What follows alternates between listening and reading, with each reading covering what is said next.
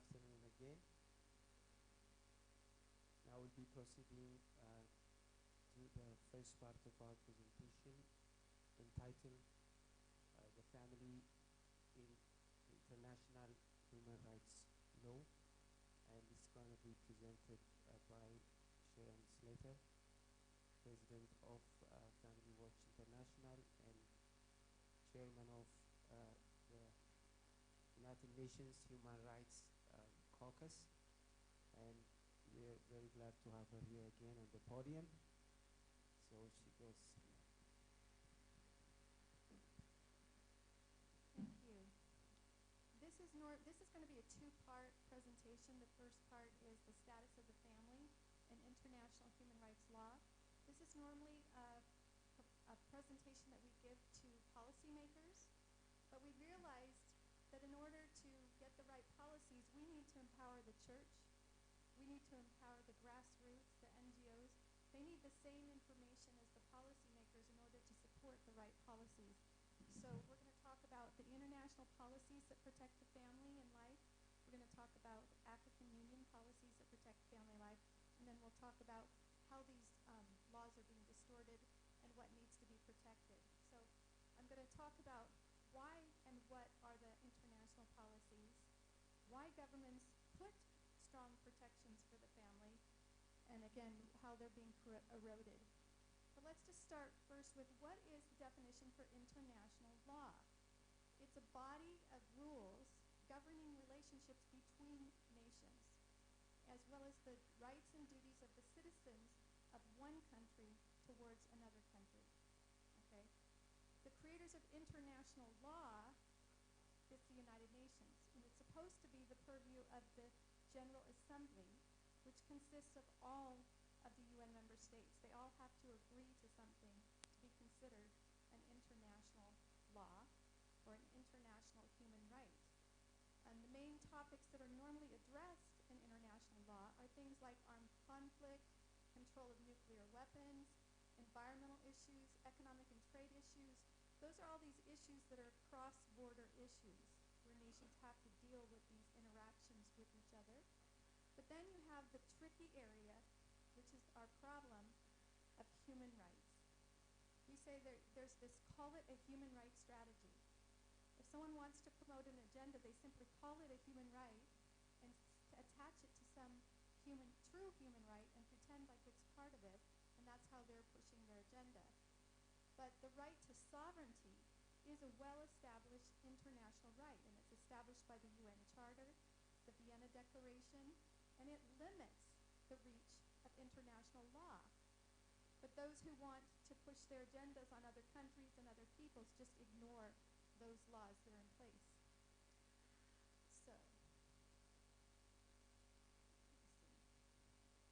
So a fundamental principle of the UN Charter is the protection of national sovereignty. The actual charter says development of friendly relations among nations based on respect for the principle of equal rights and self-determination of peoples. The UN is based on the principle of the sovereign equality of all of its members. And the UN Charter actually says, nothing contained in the present charter shall authorize the United Nations to intervene in matters which are essentially within the domestic jurisdiction of any state. And I would like to propose to you that having UN agencies intervene in issues of sex education for young children, such sensitive issues of sexuality, is a violation of the UN Charter. Enforcement of international law. How is international law enforced? Well, the first way is usually by retaliation or reciprocity. You've probably seen the ongoing wars between the US government and China with regarding tariffs. One nation will put their tariffs higher and the other nation will retaliate. Then you have collective action, such as when multiple countries pushed out Iraq from Kuwait, which it unlawfully invaded. And then you have shaming. The UN agencies or the UN member states were shaming the nations that were using child soldiers in Asia, Africa, and Latin America until they changed, or many of them changed, not all of them. But the problematic area that we are looking at with this Nairobi summit is the foreign aid programs. They hold nations hostage unless they promote the social policies, the issues on sexuality and abortion that they want as a condition of foreign aid. The UN entities that are seeking to establish international norms and laws have no business doing so, according to the UN Charter. The UN agencies have no authority to create laws or declare things as international human rights, but we see them over and over and over pushing such. You'll see the banner all throughout this Nairobi summit of sexual and reproductive health and rights. That phrase has always been rejected in every UN negotiation I've been a witness to for 20 years. It's one of the most controversial terms. The term sexual and reproductive health has gotten into documents because most nations understand it not to include the controversial issues, but I'll later show you in the second part of my presentation how that term has now become corrupted and shouldn't be accepted. But connecting rights to sexual and reproductive health is so controversial. The African Voting Bloc always rejects it, yet UNFPA, all the UN agencies represented here, you know they're being represented at the highest level. You have the High Commissioner of Human Rights who's here, the Director of UNFPA, the Director of UNAIDS, the Director, I can't remember all the directors here, and they're all here under the banner of sexual and reproductive health and rights, which isn't a thing, okay, in international law, and it's highly controversial. Then you have the UN Human Rights Council, okay? They were established to try to monitor all the human rights violations and to hold member states in compliance with fulfilling their quote-unquote human rights obligations. In the negotiations where we advise governments, there's always a fight over language related to human rights. The other side will propose language that says we want to do this according to international human rights standards, whatever it is, something really controversial. Then the other side, those that want to protect their sovereignty, will say according to internationally agreed upon human rights statutes, in order to make sure that they can't just insert any fictional right as part of that policy and just say it's an international human right. This committee said it, or this agency said it, so it must be. It's the UN. But again, UN agencies have no authority to dictate rights, create rights, and invent rights, but you wouldn't know by the way they are doing it and pretending to do it. So the Human Rights Council is problematic for several reasons. They're pretending that things are rights that aren't and trying to tell nations that they're out of compliance if they're not legalizing abortion, giving comprehensive sexuality education to children, pushing LGBT rights, including same-sex marriage. And the Office of the High Commissioner of Human Rights has been co-opted into this agenda and is pushing all the same things. The UN Secretary General. A lot of UN documents call for a report from the UN Secretary General on different issues, maternal mortality, children's rights, you name it. And it's really the UN agencies and the NGOs and the Western governments that have infiltrated and captured those agendas that are writing the reports for the UN Secretary General. So you will see reports from the UN Secretary General that calls for sexual and reproductive health and rights, SRHR, even though it's not a thing. They just keep pretending in all these reports, but it's not a thing. The nations keep rejecting it. Then you have the UN treaty bodies. That's probably the most problematic element of the United Nations because every treaty has its UN treaty body, and it's a committee that monitors compliance with that treaty. But who decides what the compliance is? How do you interpret what is good compliance and what's bad? These are unelected people, they're unaccountable to anybody, and those who are pushing the radical agendas get their friends on those committees. So we have committees, for example, the committee that monitors the treaty, the International Covenant on Economic and Social and Cultural Rights. The government signed on to over 20 years ago. They'll monitor the treaty and they'll say, there's a provision in here that says We can't discriminate based on race, color, age, or other status. And they'll make an announcement, by the way, or other status now includes sexual orientation and gender identity, and your country doesn't have laws for same-sex marriage, your country doesn't have this, you're out of compliance. And then, this will be an official pronouncement of this UN committee, and a number of nations have started changing their laws based on these bogus pronouncements.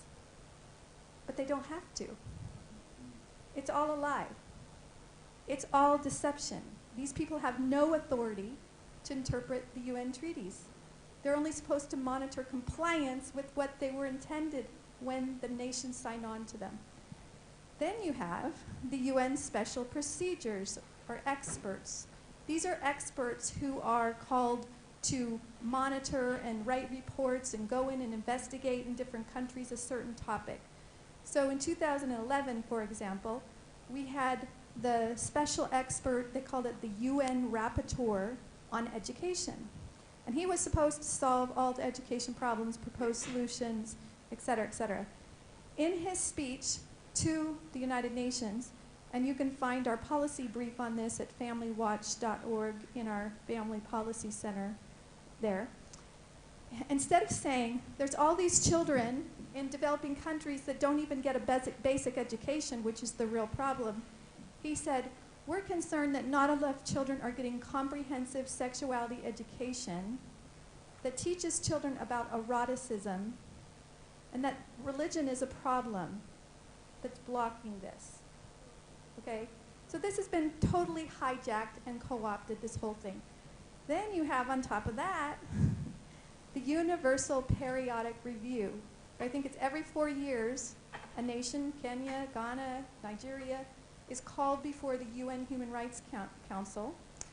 And anybody and their dog can write a report about that country and submit it to that review and say, this nation is out of compliance with this human right related to this, for this reason and this reason. So you have the Western donor countries and a lot of the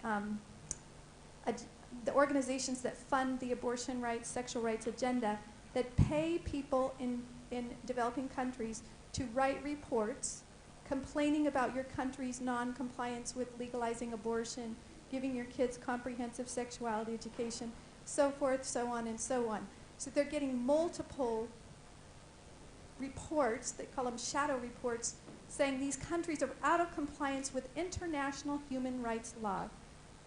It's a lie. It's bogus, okay? Countries can completely ignore them. It's a mechanism that's set up to pressure countries to do things that are not in their best interest. What does international law say about the family? What are the true human rights that nations have all agreed to and that have been ratified in the General Assembly? Well, first of all, the Universal Declaration of Human Rights says that the family is the natural and fundamental group unit of society that is entitled to protection by society and state. What laws do you have in your countries to implement this? These are the things that should be the complaints to the Universal Periodic Review from you, saying our country is not doing an adequate job of protecting the family. We need better laws, we need better policies. No less than 5 binding treaties that your governments have all signed on to, in addition to the Universal Declaration, recognize that the family, the right of the family to be protected, and there's many other UN consensus documents that call for the protection of the family and call for it to be preserved, supported, and strengthened. Here's one of them. This is from the UN Convention on the Rights of the Child.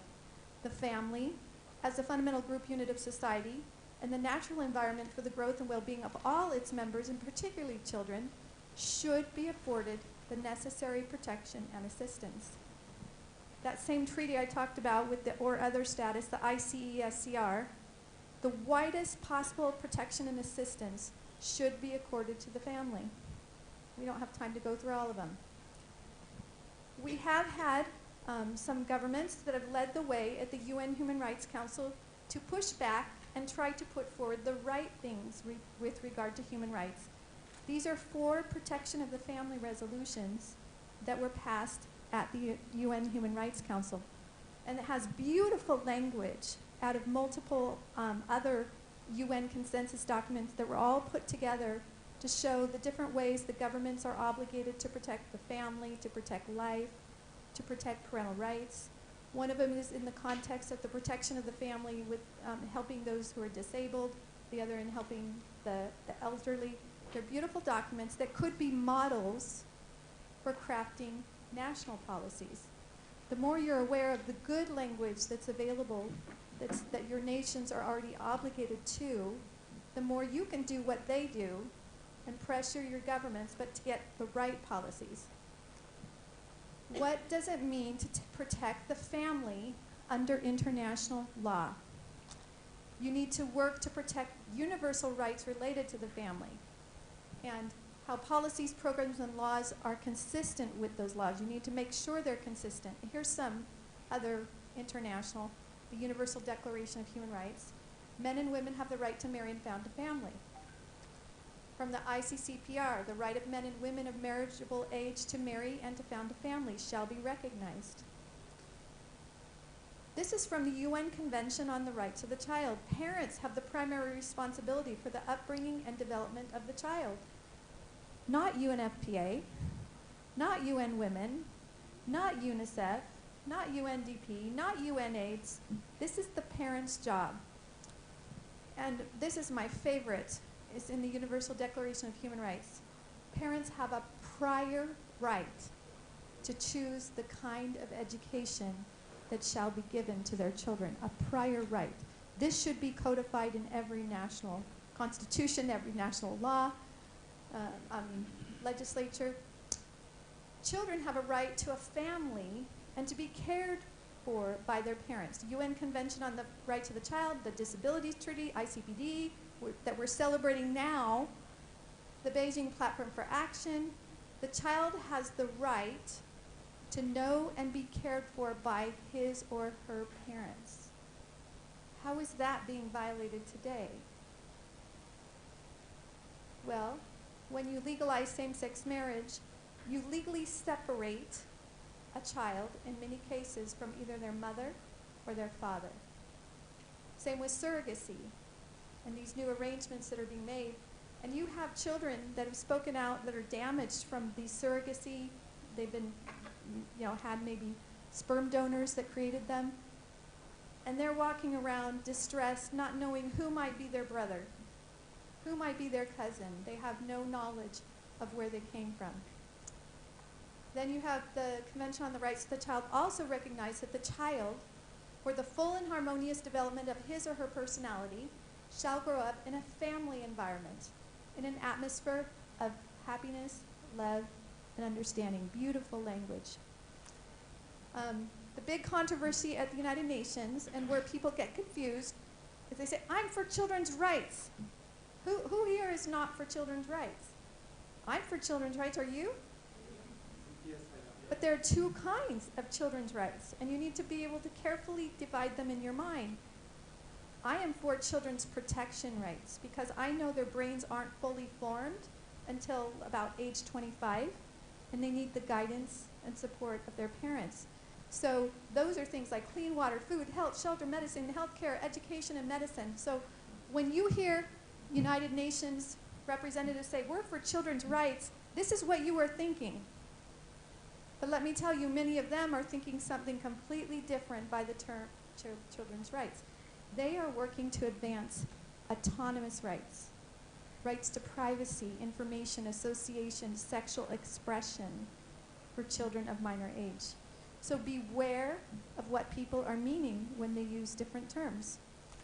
Let's go to the African Charter on the Rights and Welfare of the Child. This is binding, beautiful language, recognizing that the child occupies a unique and privileged position in the African society.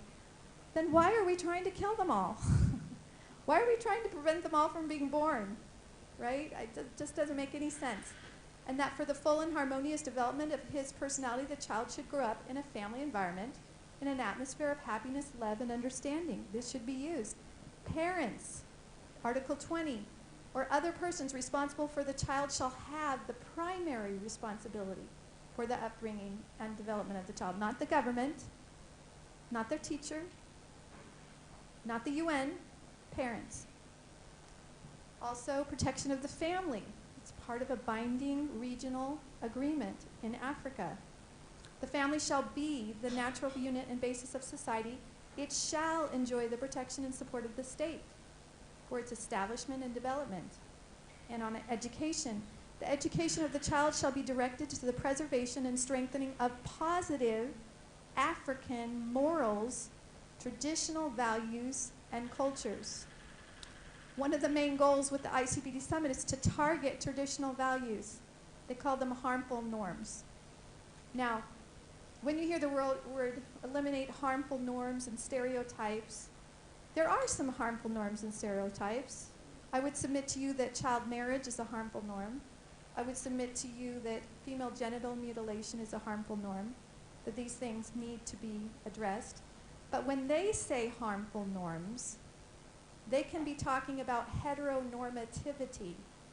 Heteronormativity means having a culture where you only portray men and women as mothers and fathers and not same-sex couples, that you don't give equal recognition to same-sex couples and so forth and so on, or religious values that don't accept certain agendas or abortion.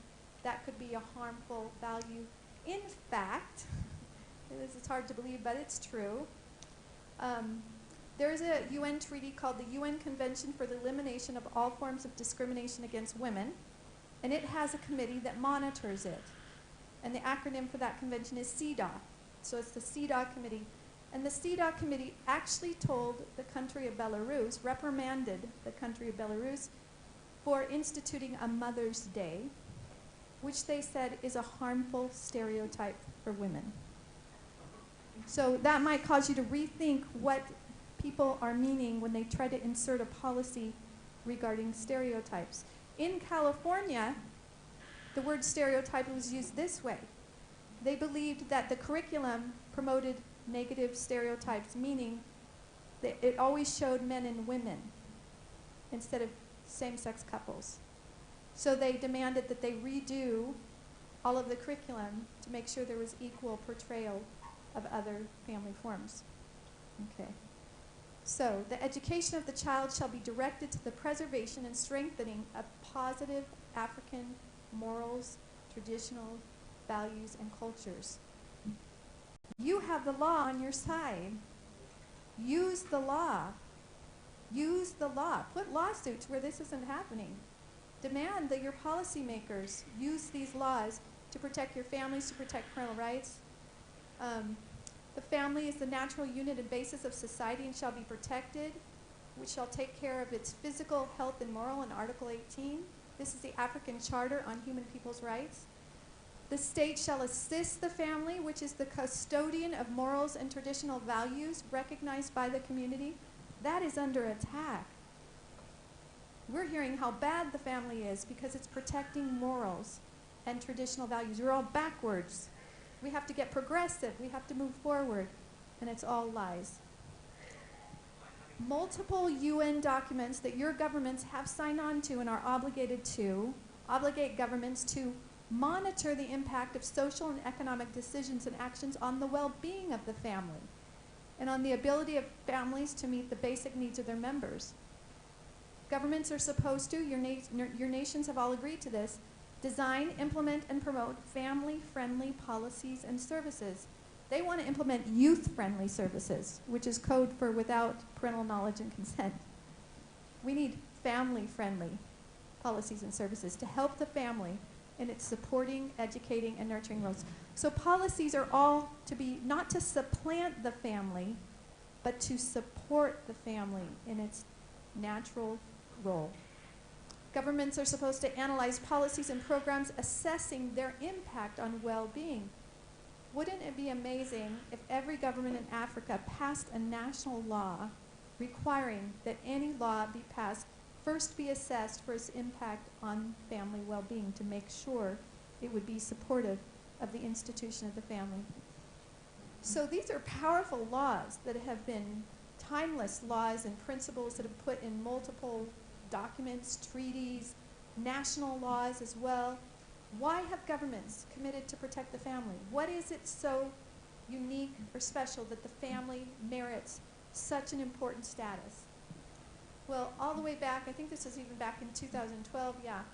They did the cost of family breakdown, for example, in the UK, and I think we have Stephen Green here from the UK. In 2013 alone, it cost $46 billion, up from $44 billion the year before, so this must have been in 2013. An analysis done in the United States showed the cost of family breakdown was as high as $112 billion each year. When the family breaks down, what's needed? All sorts of services to help with crime, to help with health, to help with, you name it, dealing with the children. The Family Impact Institute, which is based in the United States, did a meta-analysis of 47 studies with 11,000 participants in 7 different countries, and they found that in policies on the ground or programs on the ground, family involvement was pivotal to the success of the implementation of these programs. Also, a family-centered approach proved more effective on all outcomes, including resource levels, services, positive child behavior, parenting behavior, and adult and family well-being. This is what should be emphasized. This is what should be stressed. The family is the best protector of children's health and rights. A U.S. government study found that the most extreme forms of abuse of children, as if you heard in the prior presentation, we gave multiple examples of studies, occur when children are living in a single parent or cohabiting home. Does that mean I am condemning single parents? No, absolutely not. My grandmother was a single parent. She raised my dad and she did a good job, but it was hard. It was very hard. And she needed help. She needed support. We need to reach out to families who fall short of the ideal, having a mother and a father, a man and a wife.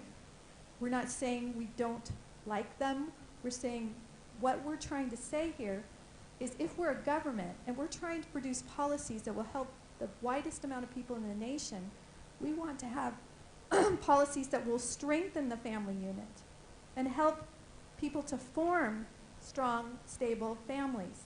That will save the government a lot of time, and it will be the best interests of everybody involved. The recent study from Child Trends finds that as much as the third world children in divorced, dissolved, remarried, or repartner homes are 20% more likely to die in the first 5 years of life compared to children who live in a 2-parent stable home. That's a stark statistic.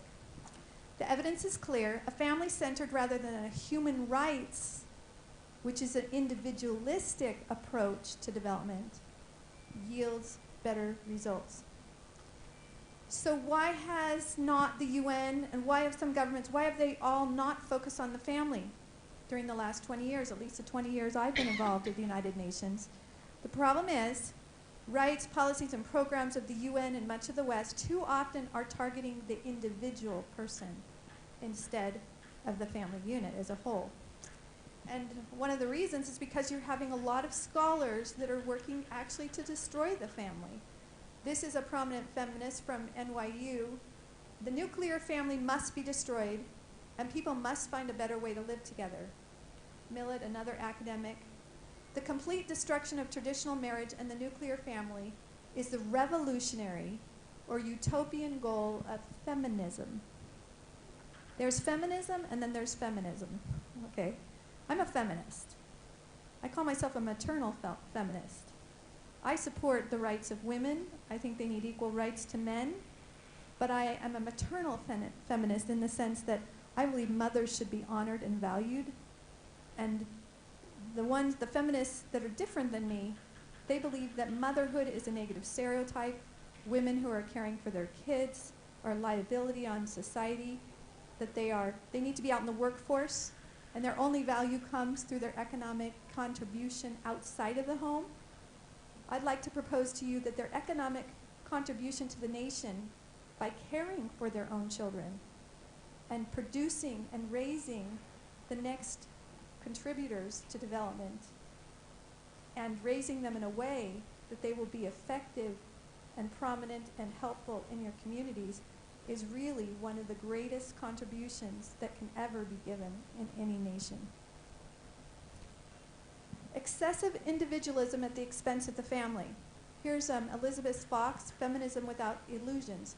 Casting abortion on demand as a woman's individual privacy right tends to dissolve dissolve parents' responsibilities towards the next generation and the universal right of a child to life and to be cared for by his or her parents. Okay? She's telling us the truth. When you abort that child, what you're saying is that child does not have value.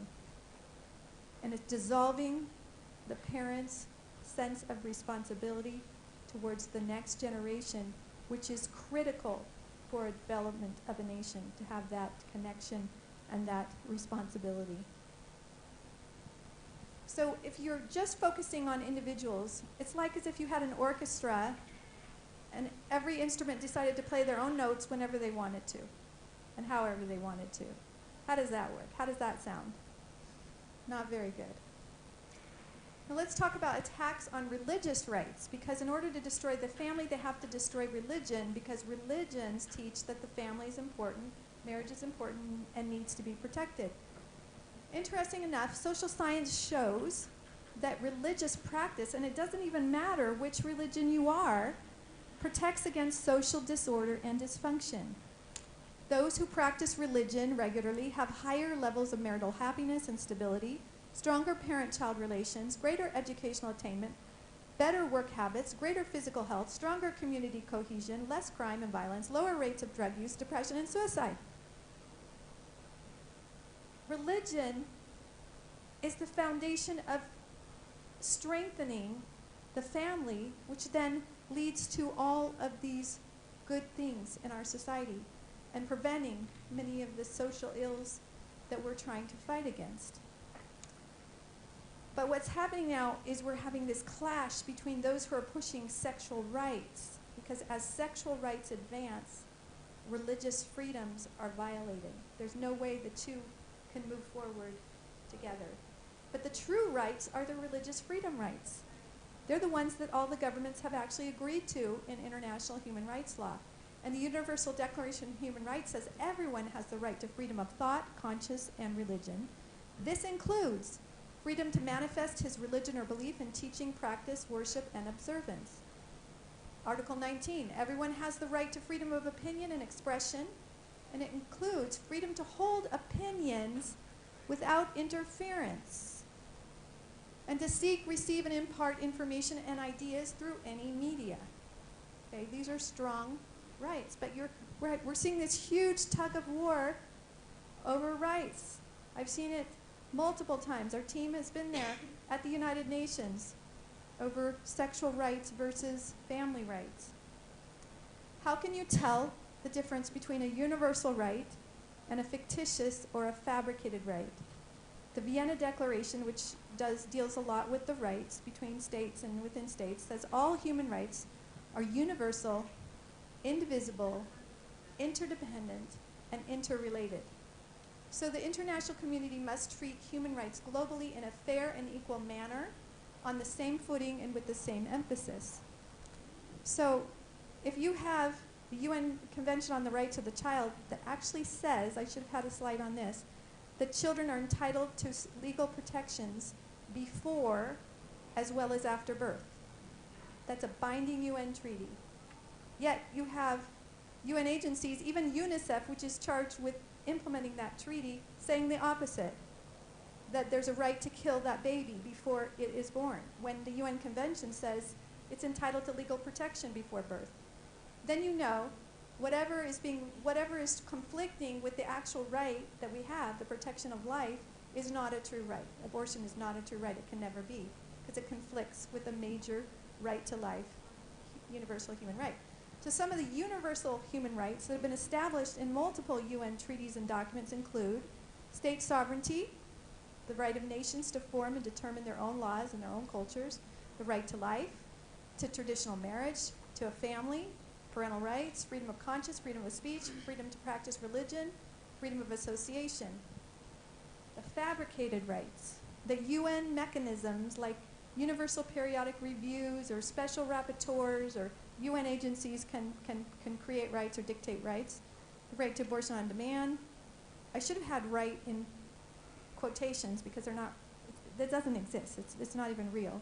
The right to same-sex marriage, to no-fault divorce, autonomous children rights. Children that give children rights that trump their parents' rights are totally bogus. The right to sex without consequences or judgment, freedom from religious hate speech. So now they're calling religion hate speech. That's a tricky way to try to advance a false right. Did you know that in the city of New York, that if you misgender a person, the city of New York recognizes 31 different genders. Can you imagine? It's in their code. And if you do not use the right pronoun that a person prefers to be called, so if a man wants to be called he, she, and you know it's a he, and you deliberately misgender them because you happen to believe that a male is a male and a female is a female and that can't change, you can be fined up to $250,000. Now, that is a law that must be struck down because it interferes with well-established freedom rights, freedom of speech, freedom of religion, and so forth and so on. Freedom for morality, the right to access every place and every space. I'm going to end this portion of the presentation with with quotes of really stalwart leaders at the United Nations who have given us really good statements at the UN General Assembly. This is the government of Egypt at the UN General Assembly. Let us pursue collectively family-oriented developmental programs and refrain from attempting to change social and cultural patterns of other member states. Comprehensive sexuality education is designed to change the social and cultural patterns of modern states. UN agencies, fabricated rights being advanced through children, to children, to change your countries. Let us all work for the welfare of our children according to every country's social and cultural patterns. You see, Egypt doesn't want to force their social and cultural patterns on you. They're saying we all need to be able to have our own social and cultural patterns. Let us help each family to raise its children within a normal environment while safeguarding their innocence. Indonesia's statement. The family must continuously be promoted. This is our mandate here today from Indonesia, the ambassador of Indonesia. Oftentimes, the family is excluded in the development process. Adding the role of the family to the post-2015 development agenda, that's the UN Sustainable Development Goals, would be a step forward in the direction of empowerment and reduction of inequality and contribute to the achievement of the Sustainable Development Goals. We encourage all countries to continue their efforts by developing strategies and programs aimed at strengthening national capacities on family issues. And the last statement is from Belarus. We stand at the crossroads. We can either watch the foundations of the family destroyed and the traditional family values sacrificed in the name of artificial social constructs, all under the guise of proliferation of individual human rights. We stuck an individual there. Or we can raise our voice in defense of the natural family, in defense of motherhood and fatherhood. So that is the end of that presentation. So I'll pass it to Dr. Siyum while I get the second half up.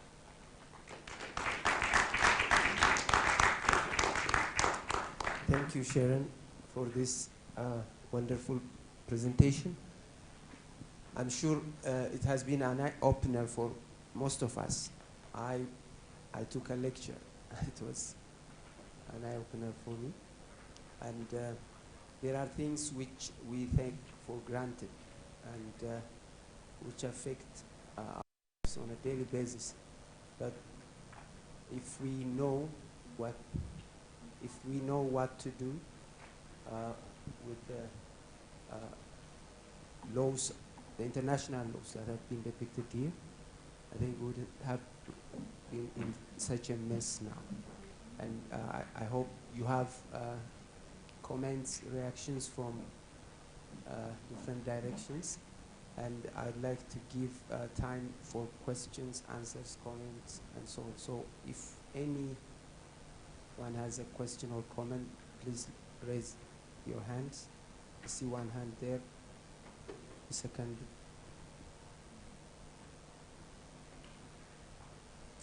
Okay, let's start with the first question.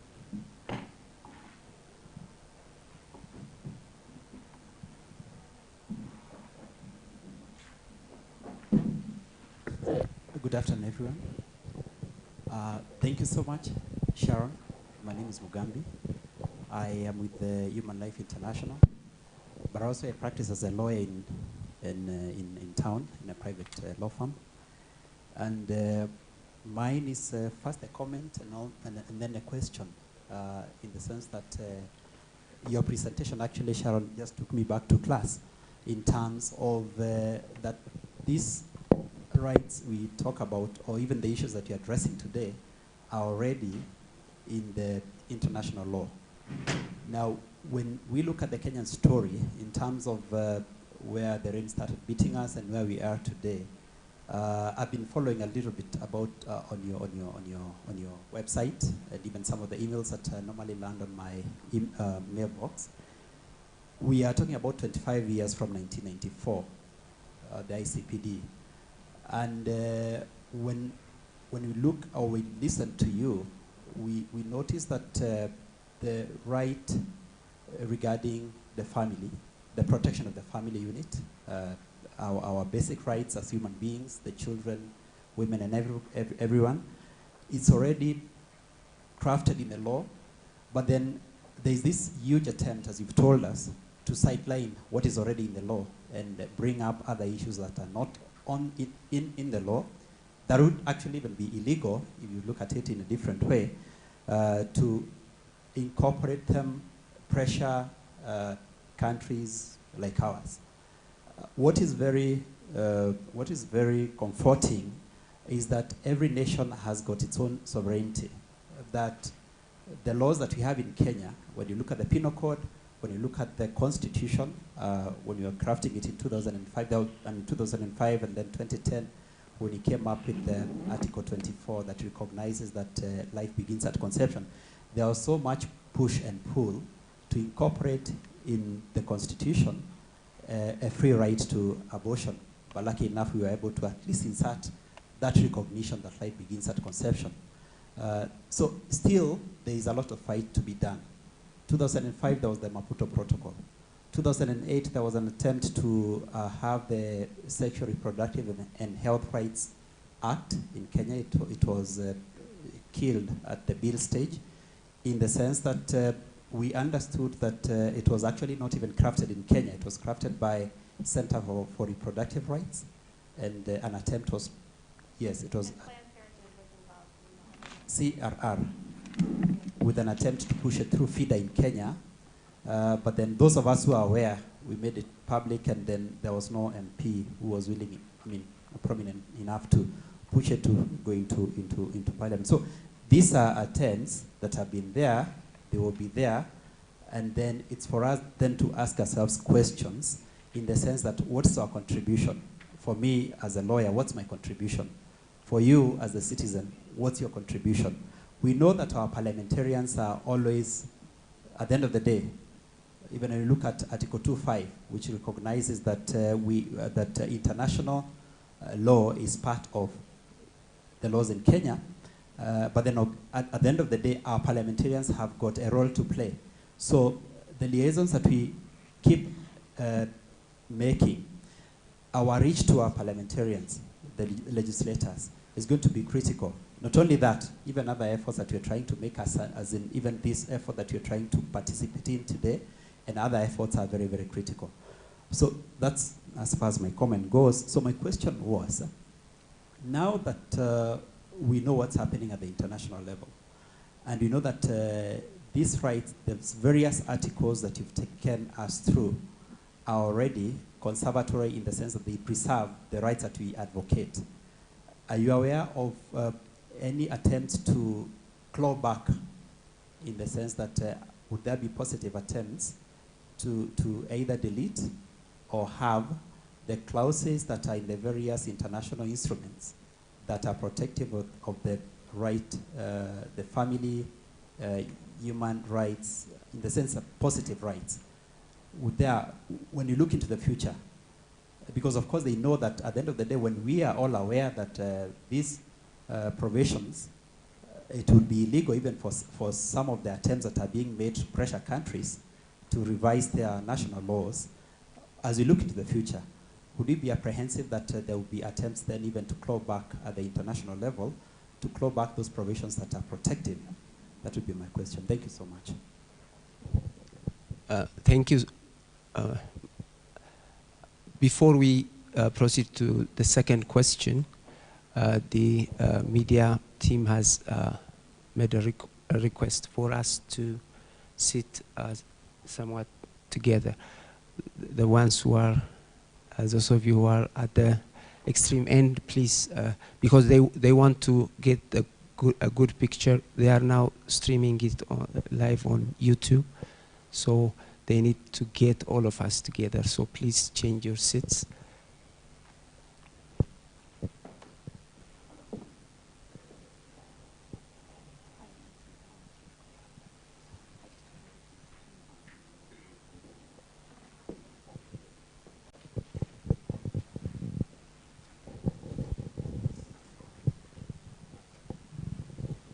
Yeah, you can come to this side as well.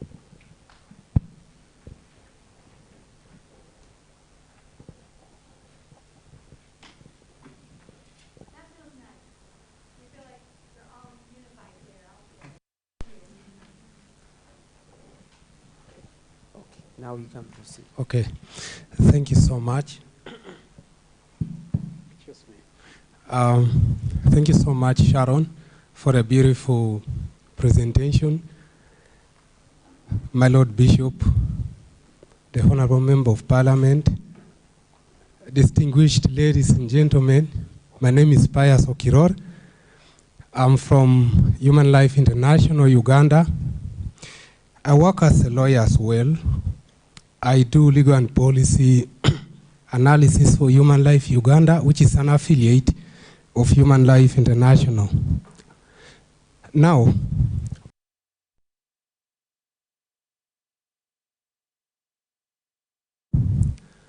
we have very beautiful binding laws and policies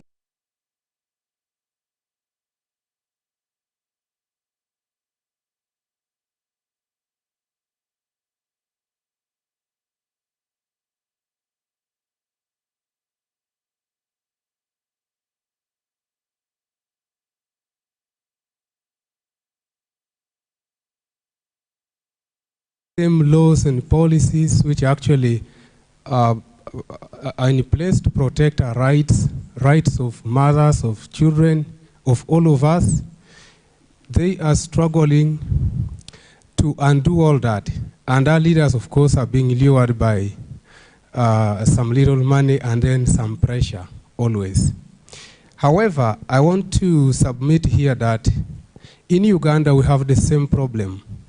We have pro-abortion groups, we have groups which are advocating for homosexuality, among other things, and they normally want to go through the rights approach. Rights, freedom to do this, freedom to choose who to marry and what have you, and trying to redefine marriage, which cannot be redefined. Apparently, as a country, we are battling with the GMO bill.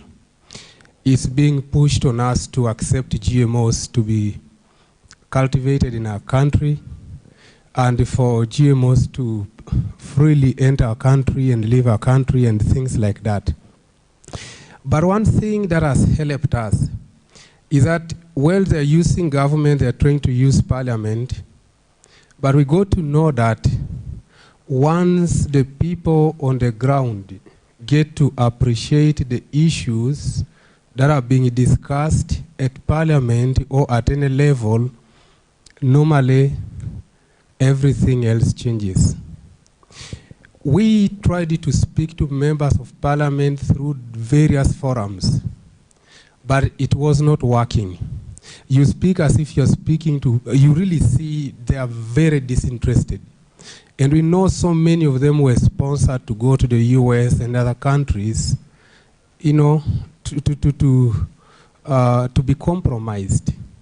But when we devised another strategy, which is to go and make the local person in the village to understand what GMOs are and how they can affect them, everything changed. As we speak now, our parliamentarians have come up with very strong statements against GMOs, as if the people who passed the bill the first time, the second time, are very different. On record, our president refused to assent to that bill twice. And according to the law in Uganda, when the president refuses to assent to the bill more than once, and that's twice, it doesn't go back to the president. Now Parliament can reconstitute itself, debate it, pass it, and it becomes law. And that is the level it was now. Now when the people began to ask questions, do you support GMOs, asking the members of Parliament, you are aware about GMOs? And they feared, absolutely, on record there are people who spoke and said, GMOs are very good and we are just being political and what have you, fighting against them. They are the same people saying, no, we didn't appreciate what GMOs are, and therefore we now do, and we want a total ban on GMOs. Now, what am I trying to say is that it's very important for us to take this discussion to the local person in the community. Let everyone get involved. When the people know about ICPD, for instance, if the people in Kenya, for instance, right now, everywhere, people are aware of the ICPD and what it stands for, trust me, the president of Kenya tomorrow would issue a very strong statement, a very, very strong one. But once the people are not aware, that's the weakness they are riding on, because most of the people are not aware of what is taking place at the UN, what is taking place at the national level. So my argument here is we should try as much as possible to involve the local people to get to know this, and then absolutely there would be a very big difference. Sharon, your documentary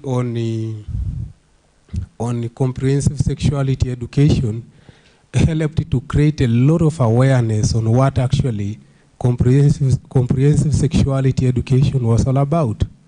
And when we took it through the country and played for various categories of people, people were highly alerted on what comprehensive sexuality education is all about. And when they tried to change the name in our country to call it sexuality education, the people were looking out for the key issues. Does it promote homosexuality? Is it age appropriate really? Does it take into account our cultural and religious values?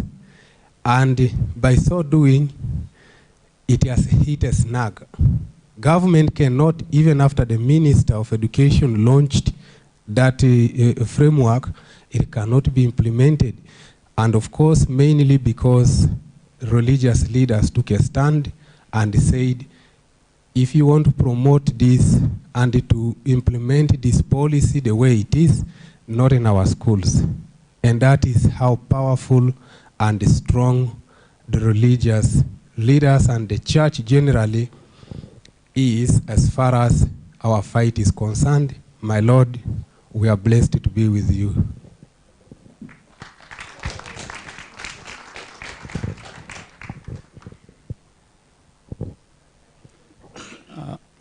Thank you very much for that presentation. My name is Peter Karanja, a proponent of family life. Now I have a very simple question. We have seen from your presentation the attack on family, even from very powerful states like UK and America. And I know this has always been the threat because they want to take their own agenda to the rest of the world. And at some point in our life, there was also a group of people or states who came to be non-aligned states. My question is, with this threat, particularly on the family, and we know how serious it is, even from the comments of some of the states that you have seen, and you picked Indonesia as a very good example. Is there an attempt for the states that support family and family life to come together? Because these threats of aid or resources or not support the states that don't follow these can be overcome by the states coming together, because we can come together and help each other. Why do we need their support? It is possible for us to live without it. The question is there an attempt for these states to come together? And I think they will be the majority, in my honest opinion, because we know the value of family and the society, and even development. That family-centered development approach is probably very evident when you look at countries like Japan, where actually motherhood, it is the most valuable thing, where they even have to leave work to go and bring up their children. This is what we should do, and that is what every government that is responsible should be focusing on. And this is the question is there an attempt, or do we have countries that are thinking this way, so that we come together, they come together and advance these, so that we actually overcome this erosion of the family based on the fact that you need support from the powerful nations. And my Lord, I think it's also good to hear from the church how they are coming together.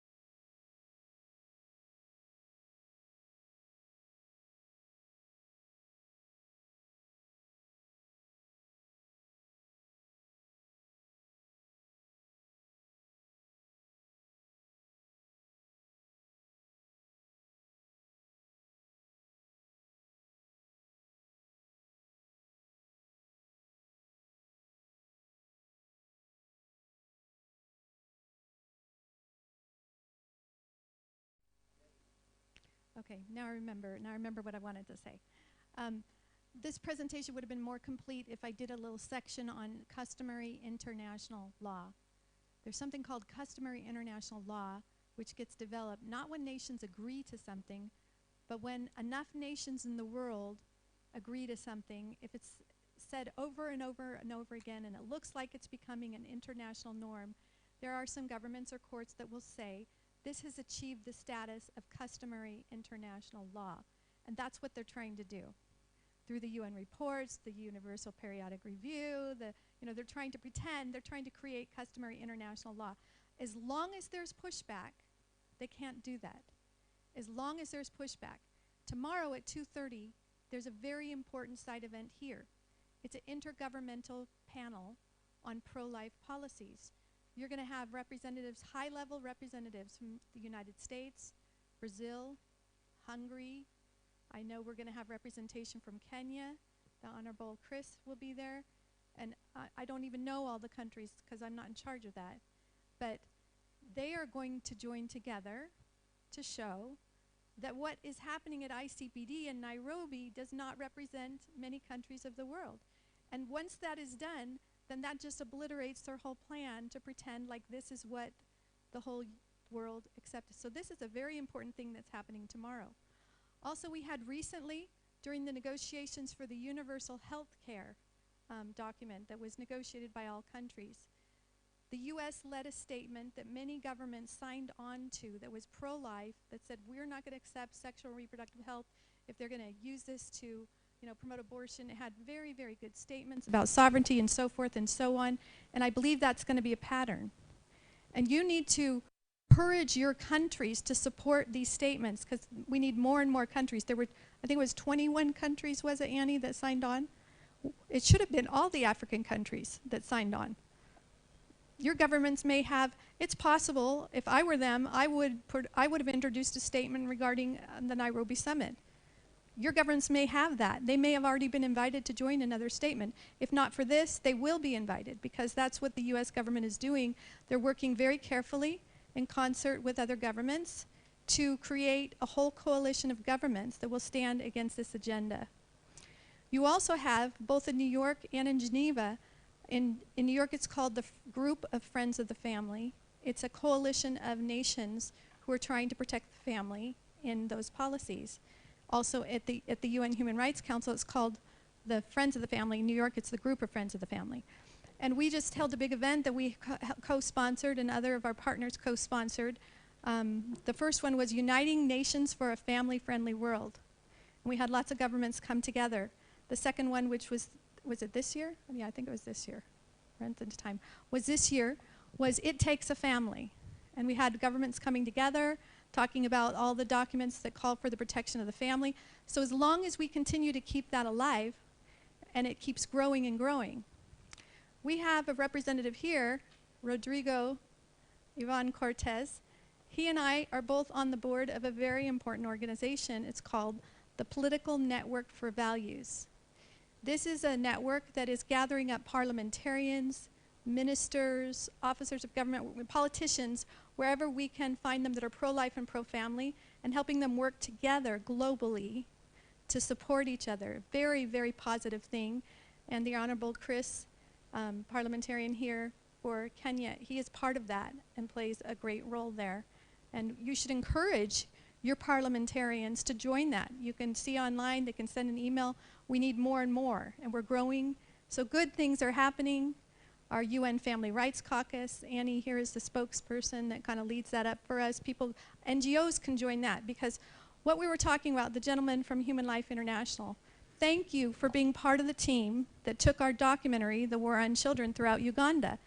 They took it all throughout the villages, and so even into the rural areas, and it created a grassroots movement because people finally understood what the agenda was, and then Parliament had to act.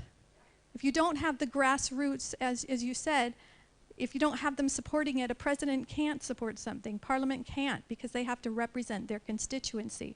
So we have to start at the grassroots level. And these documentaries are very, very helpful in raising awareness so that people do rise up. The road to Nairobi that we're going to show in the 4 o'clock section, that needs to get everywhere so people can know what this ICPD agenda really was about. And now I got to remember, what was the other question? Because it's getting late. Give me the gist of your question again.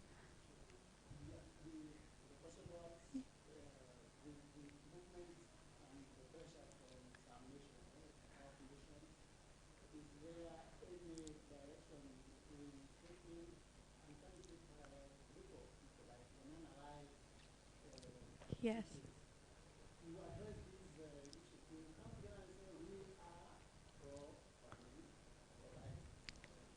Yes, and I guess I already answered that, because we have the Group of Friends of the Family, the Friends of the Family. And there's a new group just starting at the African Union. There's several countries that have started to have discussions together, that are bonding together and trying to recruit other, and so we're hoping to have a very strong family caucus or presence at the African Union, because what happened is when the delegates at the Human Rights Council and UN headquarters started to understand all these policy issues and push back and say no, no, no, they thought, I know, we'll just go to the African Union, we'll lock them in when, into a policy at the African Union, then when it comes to the United Nations, they can't do anything about it, they have to support it. And that's what they're doing. So we need a lot of education and awareness being raised at the African Union. And if that doesn't work, what they did for ICPD, and you'll learn about that tomorrow at 9 through Dr. Seyum's presentation, is they took the population experts in the country, UNFPA and IPPF, and they took them, and who knows what kind of stipends they might have given them, and had a nice little conference, and they got them all to create some commitments for their countries on the Nairobi summit.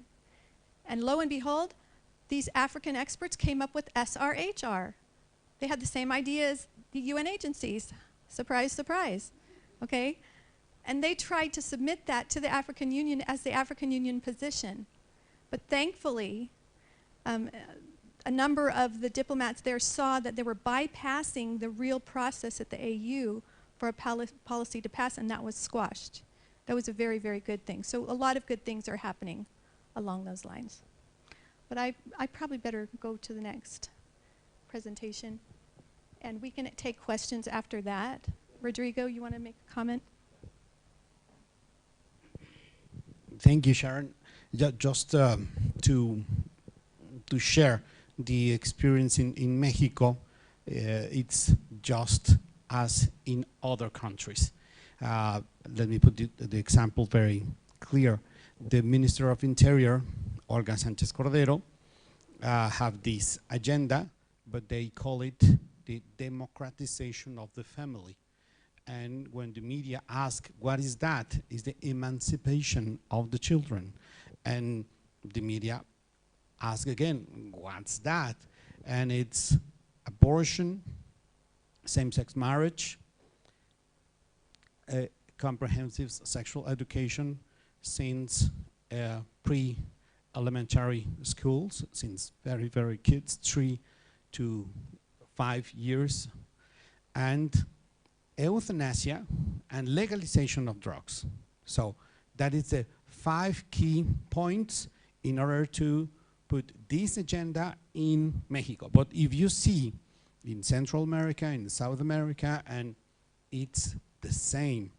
So what could be done? Well, I think the people must activate as citizens for the family, as citizens that defend the children. And if we raise the conscience about this, we could articulate in citizen networks that could be very active with the members of Congress. So a good congressman, a good congresswoman could have a support in citizens. So the constituency is very well organized. They have a good parliamentarians. The parliamentarians take care of this family perspective, this defense of life, family, fundamental freedoms, and then try to go international.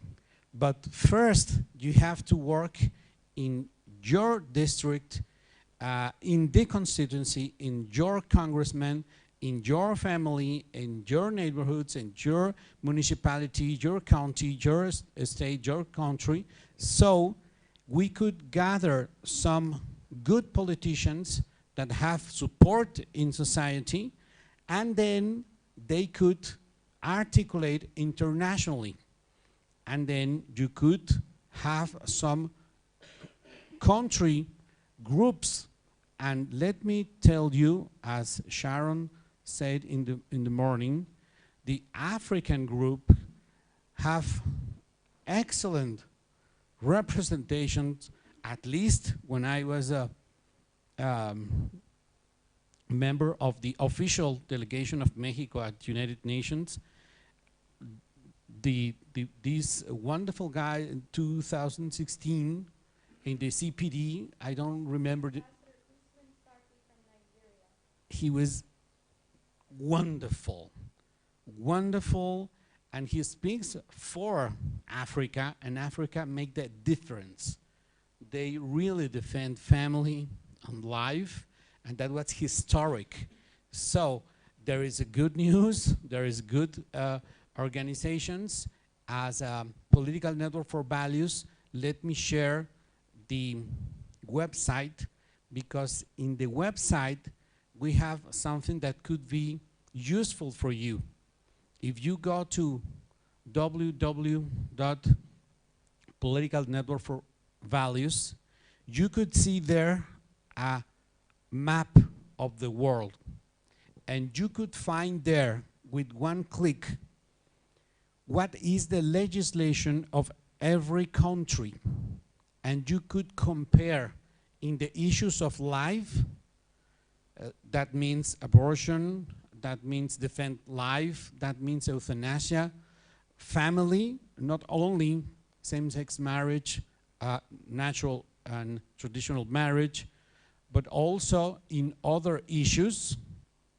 You could see what is the state of the art of that legislation, and you could compare. And if you are civic society organization, if you are parliamentarian, you could find good examples of what is good to these issues of life, family, and fundamental freedoms, and what is not.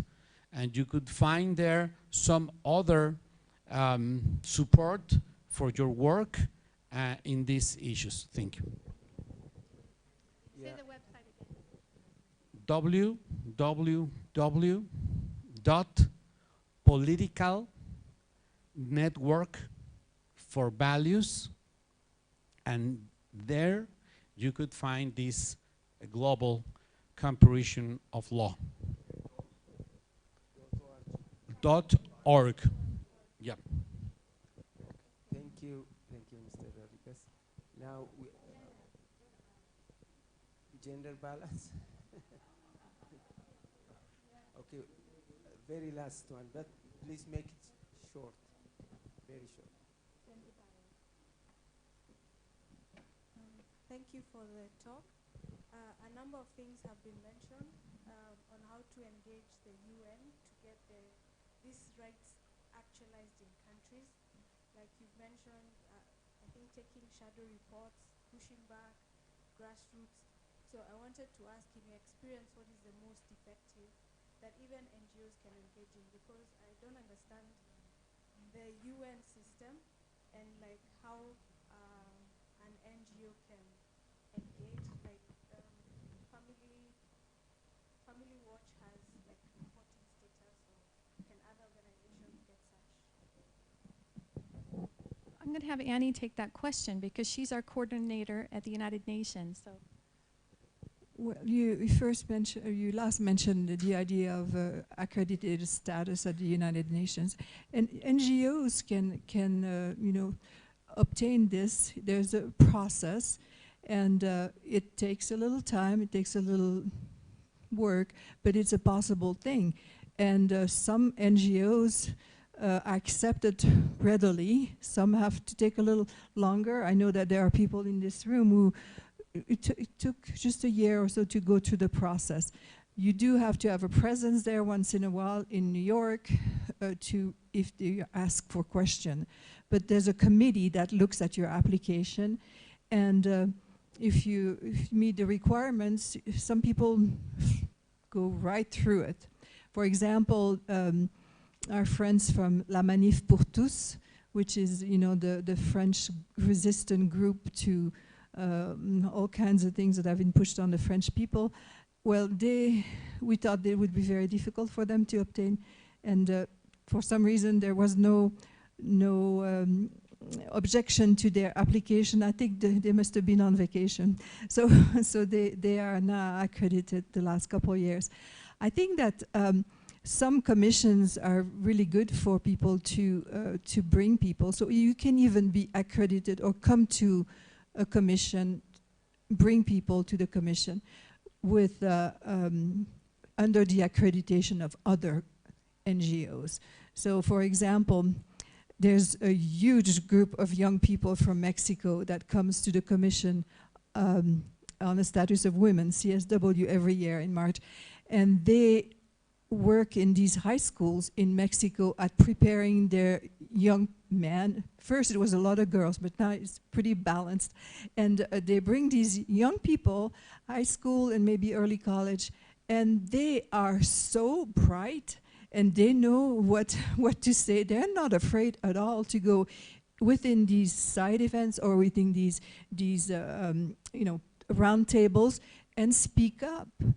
And you know, the UN is so excited about getting young people, you know, for all the wrong reasons into the UN programs. But when you have these faithful, bright young people who come and speak up on the issues from another point of view, it's very hard to silence them. So that's one of the things that is possible. Also, we as an organization, we have a lot of people who say, well, I'd like to be involved at the UN, but you know, I can't ever get there, or it's not really what we do, but we have an interest and we would like to be participating. So there's the UN Family Rights Caucus, and it's an umbrella organization where you can actually, you know, take part.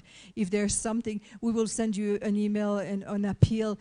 This is happening and we need your help. So we will maybe ask you to use your organization's name in a list of organizations that are for or against something. So it's your representation without really being there. So you trust us and we tell you what's happening. And you know, that's one thing. So that's UN Family Rights Caucus. And also we do bring some volunteers to the UN every year for especially just CSW, and we've had people come from Kenya. I think some of the most stalwart Kenyan and activists were brought to CSW by Family Watch the first time for their exposure at the UN. So that's something that we do, and we can have you, you know, contact us. Good. Just to reiterate, you don't have to be accredited to the United Nations to participate. You can find an organization like Family Watch or another organization. We all get 20 passes for each conference, and you can come and get some training and learn and be a voice there. If you go to unfamilyrightscaucus.org, that's unfamilyrightscaucus.org. The more organizations we have that join it, you can join it online, a church can join it, an NGO can join it, an individual can join it. The more people we represent as we advocate for these issues, and the more emails you'll get about opportunities of what's happening at the United Nations. Also, there's a link at the top of the website. It says participate in the UN. That's where you can get links to the application for accreditation if you want to get your own application submitted for your NGO. So there's lots of good resources and information, and you can also see some of our past activities that we've done there and reports. I thought of something else. For example, if you have young people or just people of any age for that matter who are interested in this, a lot of what the UN does now is on the webcast. For example, if you want to see the UPR, Universal Periodic Review of the countries. For example, let's have Kenya is on the hot seat. You can't go to Geneva, but you can see it on the webcast. And a lot of the meetings in New York and in Geneva are webcasted in real time. So, and you're in Europe, so you don't have to be up all night like sometimes we do. So you can watch it and see and form your own opinion and see what the reality of all this, you know, what is happening there.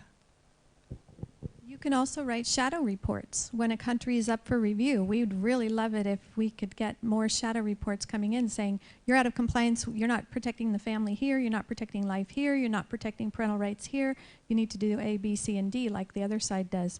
So shadow reports are very important. But we need to move on because I was already supposed to have started the Nairobi presentation. I'm going to do this other one very quickly. It's some of the evidence of how they're promoting distorted human rights. That's what they call it, but I say they're human wrongs at the United Nations. Okay. Okay. Can we just stand up and stretch? Yeah, let's Yeah, stretch. please. Everybody take a break here. Take a break. It's not permission to go out, but to go in. Just stretch to the right, to the left, up, down. Yeah. Yeah. Oh, let's do coconut. Coconut.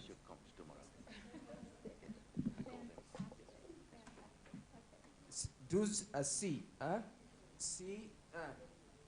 O. Again C. C. O. Again C. O. C. Right. Oh. And is this? Then you, then T. That's coconut. Okay. You want me to lead it? No, I'm kidding. So take your Okay. seats, please. This is actually a short presentation, so I'll get through it pretty quickly. But I think it's good to see the evidence of how they're distorting the rights, not just talk in generalities at the United Nations.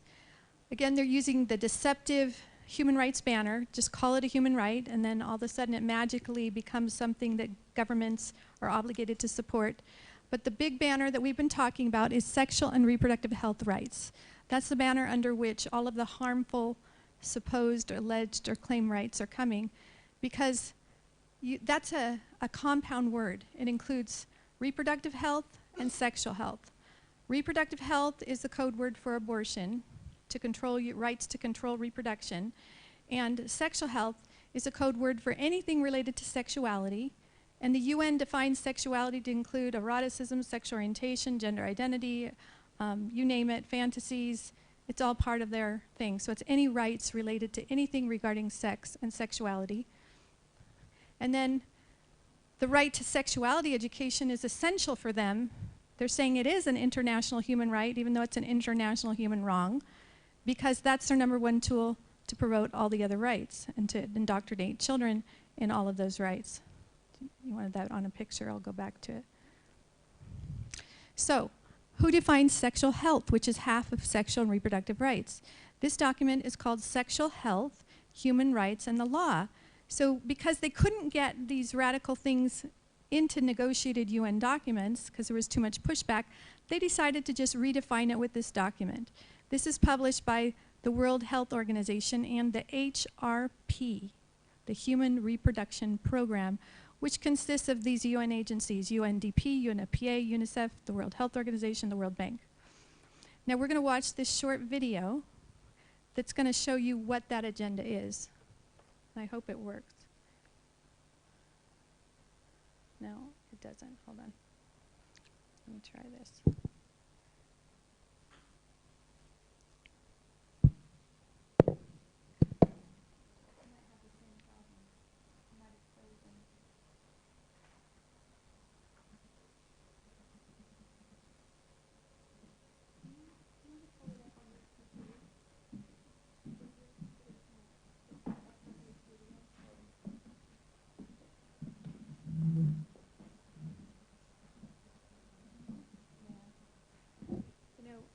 It's just a very short video, and it's actually on the website that I've given in the other session, so write this website down.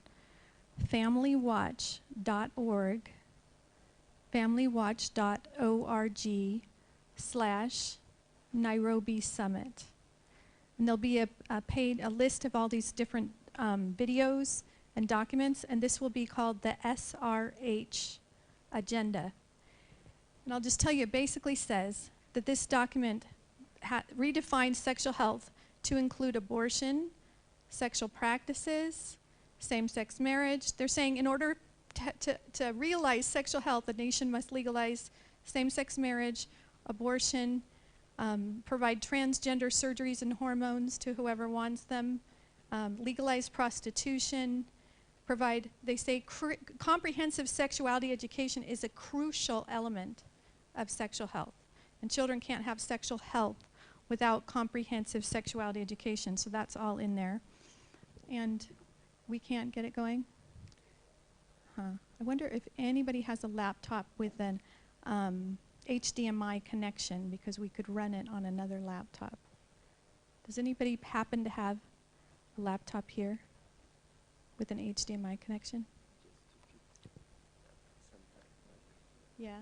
Okay. So then let me just go through the rest of the slides. Okay, that's the wrong one. So I'm not sure it will even go to the slides. It's acting up. Let me just try. Do you have one, Dr. Rahom? Thank you. That's awesome. It's all on this jump drive. So if we can just switch out computers, thank you so much.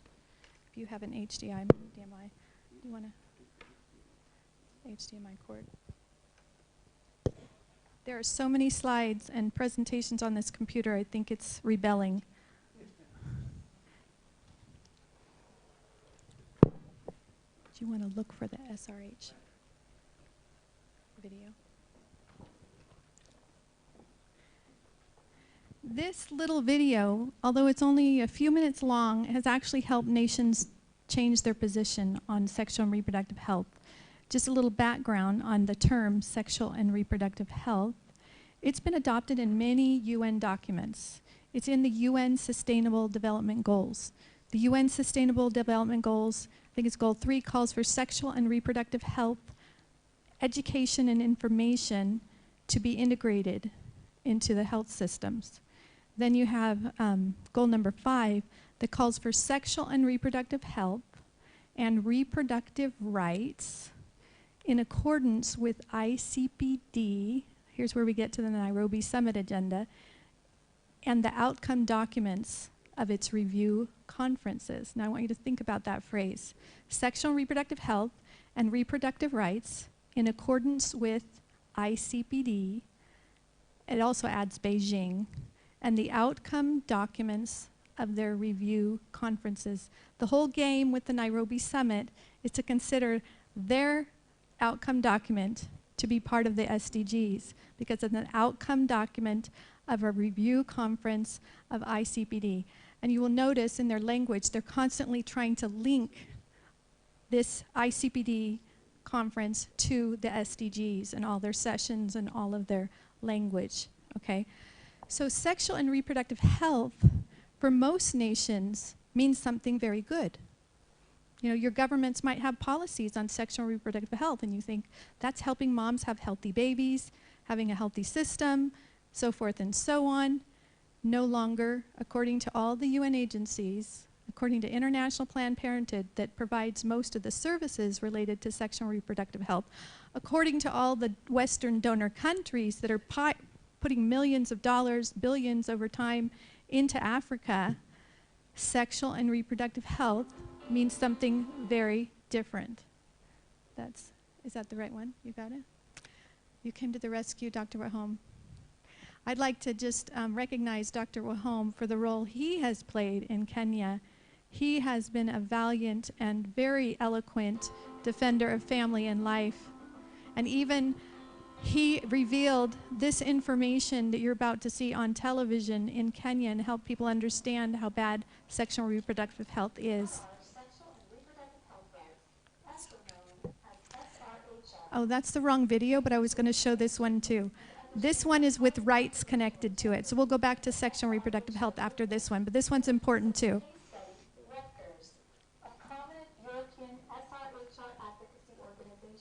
That's SRHR. I wanted SRH. No, it's okay.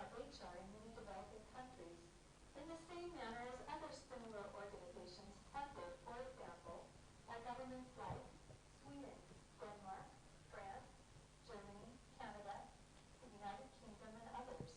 Rutgers' goal, like most SRHR advocacy organizations, is to promote abortion, to limit populations through contraception, and to change societal, sexual, and gender norms in developing countries in radical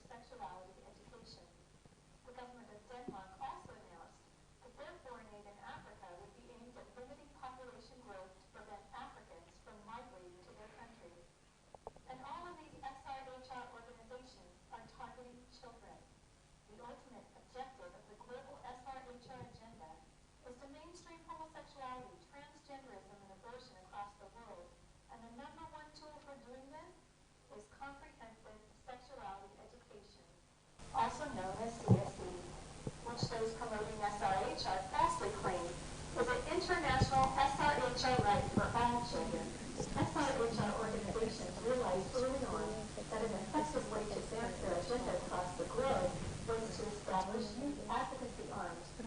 A youth arm that partners with Rutgers is Choice for Youth and Sexuality, an ambitious and bold youth-led organization that advocates for the sexual and reproductive health and rights of young people worldwide. The main focus of Rutgers' partner is quotes on the United Nations, including the Commission on the Status of Women, Commission on Population and Development, the Sustainable Development Goals, the Human Rights Council, and the Universal Periodic Review. So in their own words, how does Rutgers' youth partner define sexual and reproductive health and rights, or SRHR? They claim sexual and reproductive health and rights encompass all of the rights and issues surrounding a person's sexual and reproductive life. And when they say all, they mean all, including alleged rights to sexual pleasure and sexual activity for children of all ages. They explain SRHR combines four separate but interrelated concepts: sexual health, reproductive health, sexual rights, and reproductive rights. And the definitions they use for these terms are the standard definitions used by most Western governments that aggressively advocate for SRHR.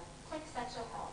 Rutgers' definition mirrors the World Health Organization's definition, described as, quote, a state of physical, emotional, mental, and social well-being related to sexuality that includes the possibility of having pleasurable and safe sexual experiences. It then claims that for sexual health to be attained and maintained, the sexual rights of all persons must be respected, protected, and fulfilled. Rutgers openly defines reproductive health as including consistent access to sexual and reproductive health commodities and services, including contraception and, quote, legal abortion. Organizations like Rutgers and other foreign aid organizations sponsored by Western governments are less about promoting sexual health than they are about promoting abortion and sexual rights.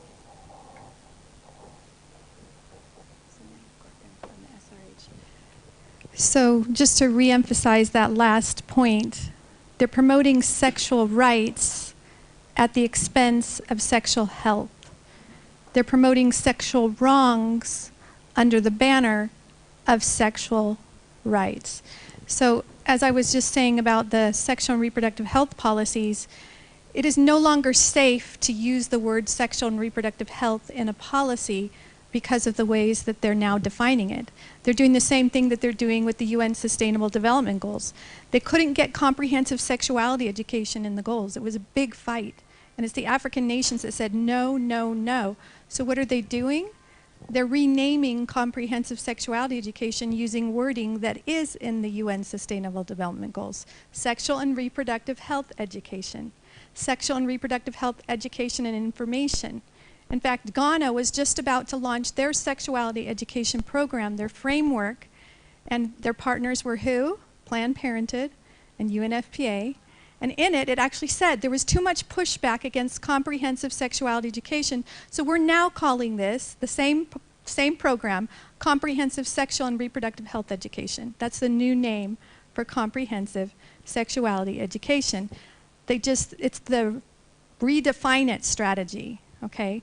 So if you ever have a sexual and reproductive health policy, you need to ensure that it has wording around it that describes what it really means. So there is a tool that I forgot to mention that could be really important if you're actually working on the policies.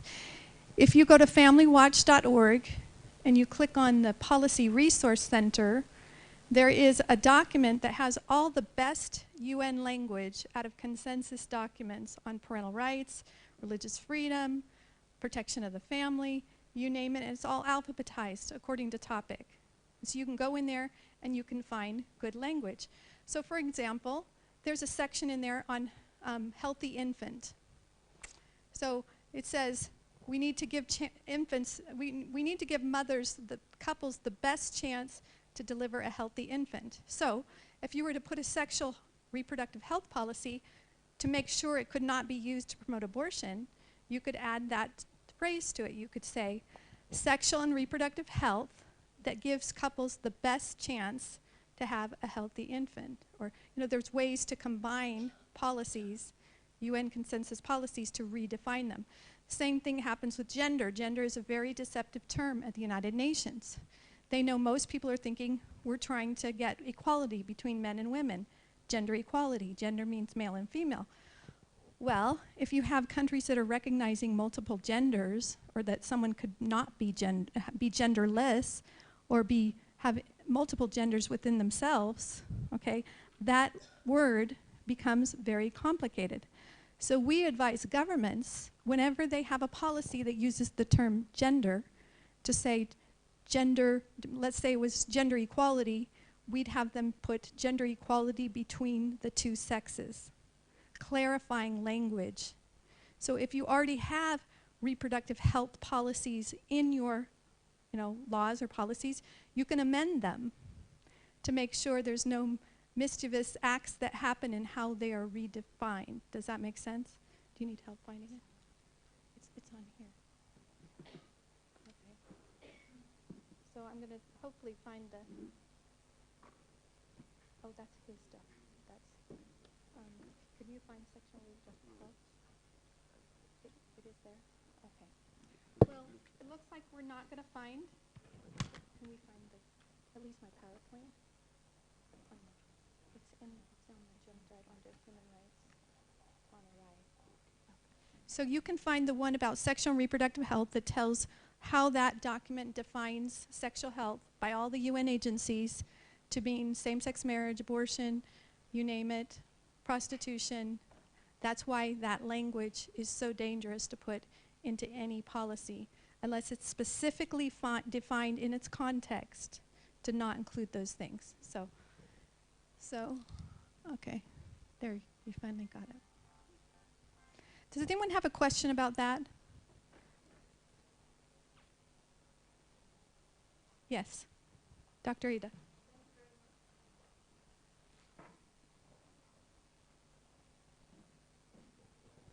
Thanks very much for that excellent presentation. I just wanted a clarification where we can find the good sentences.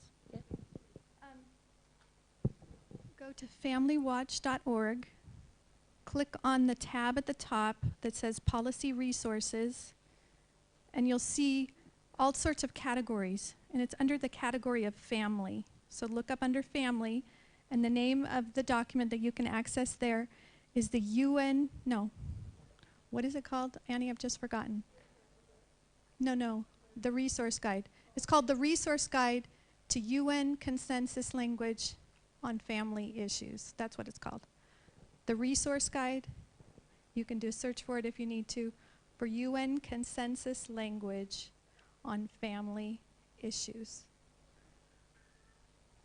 You got that? Any other question? Is it ready? Or yeah? Okay. So let's just go quickly. Where's the... Do you have the clicker? Did I? Okay. Okay. Thank you. I'll just take this so it's in there. Okay. Here we go. Thank you for your patience. We've had a really good luck with technology so far until now, which usually doesn't happen, especially with so many things that we've been running. So at least it's not happened till now. Can you take that? Yeah. Okay. So you just saw that. You saw all these are the UN agencies. These are the entities that are all behind this agenda. The UN experts we talked about, the committees, the Western governments. Let's just talk about UNAIDS. This is really disturbing to me because if you've been in my earlier sessions, you'll know that our family adopted 3 children from Mozambique. Both their mother and father died of AIDS, and I cared for their brother in the last stages of his AIDS. And is it unconscionable to me that UNAIDS, the agency tasked with preventing and HIV/AIDS for the entire continent of Africa, is saying in their international technical guidelines on HIV/AIDS, and I left the rest of the title off, which was a big mistake. It's the International guidelines on HIV/AIDS and human rights. It's the human rights approach to solving the AIDS pandemic, and that's where we get into trouble, okay? It says in order to stop AIDS, member states must legalize abortion, adultery, sodomy, fornication, prostitution, same-sex marriage, and sexuality education must be given about all those things. The very things that drive the AIDS pandemic, they're saying must be advanced as human rights, okay? The UN Committee on the Elimination of Discrimination Against Women, CEDAW, I told you a little bit about that. There's my example there, but it also told 7 countries to legalize prostitution, reprimanded Belarus for instituting a Mother's Day, told 66 nations to legalize and remove penalties for abortion. Now that was a long time ago that I've created this slide. They've told many more countries to legalize abortion. Now they've told many countries they have to do comprehensive sexuality education, and they're just growing what they're telling countries the CEDAW committee requires them to do, when none of those things are mentioned in the CEDAW treaty that they're monitoring. They're making it all up. The Officer of the High Commissioner of Human Rights, okay, unfortunately, they launched the Born Free and Equal campaign. And if you see on the small writing there, it says sexual orientation and gender identity in international human rights law. Think about that. Sexual orientation and gender identity in international human rights law. So from what I've been teaching you, is that even possible? It's not in any treaty. Sexual orientation, gender identity don't exist in any international human rights law, but they pretend like it does.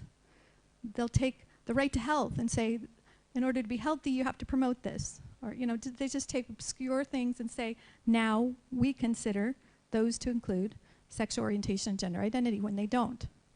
The UN Committee on the Rights of the Child, again, they're monitoring compliance with the UN Convention on the Rights of the Child. They issue these comments and observations saying now all the countries have to interpret such and such this way because we declared it. Did they negotiate this with any governments? No.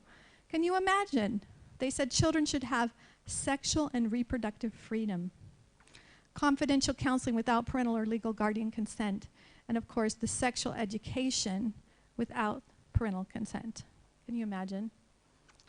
The Bali Global Youth Forum Declaration, this ties into the Nairobi Summit. We caught a hold of UNFPA's agenda at ICPD+20, because we saw they were creating all these review conferences, including a youth review, 20-year review of ICPD that was held in Indonesia, called the Bali, and these youth magically came up with Planned Parenthood's agenda as part of their declaration. Imagine how that happened, okay? They trained youth advocates around the world to come to their conference and carry their water and hold their banner and say, this is what all the youth in the world want. International Planned Parenthood was their co-sponsor, okay? Governments must recognize that young people have autonomy over their bodies, pleasures, and desires. It calls for governments to support the sexual rights of all youth, access to contraception and abortion. They should be able to be engaged. There should be a right to prostitution, same-sex marriage. And they tried to get this passed or taken note of in UN documents at the United Nations. When we told the government, the ambassador of Indonesia, what that document had, he was so offended that that had happened to his country. When they started trying to negotiate it, we told him it was in this document being proposed. He rushed in there, he had his diplomat rush in there and just stop it. Just stopped it. So this never got adopted. So instead, they got this language that they keep getting passed in the document saying sexual and reproductive health and reproductive rights in accordance with ICPD and the outcome documents of their review conferences. This is the document they consider to be a review conference as well as the Nairobi Summit. Then they got a new UN expert on sexual orientation and gender identity appointed. And part of the mandate that's been put out has been to decriminalize homosexual sex, ban therapy for sex attraction, mainstream transgenderism, and they don't have it in those words, but that's what it means and how we've unpacked it, indoctrinate young children in SOGI. SOGI's sexual orientation and gender identity ideology. The Yogyakarta Principles is like the Magna Carta of the sexual rights movement. Okay, it actually happened in the city of Yogyakarta, and there were all these so-called experts that came together to decide what are the rights related to sexual orientation. And 9 of the UN experts, the rapporteurs, signed on to this document, trying to make it appear as if it were a UN-endorsed document, when most nations would reject all of this outright. It says governments must ensure access to gender reassignment. Here's one that is an assault on religion and makes the point where I said, as sexual rights advance, religious freedom loses.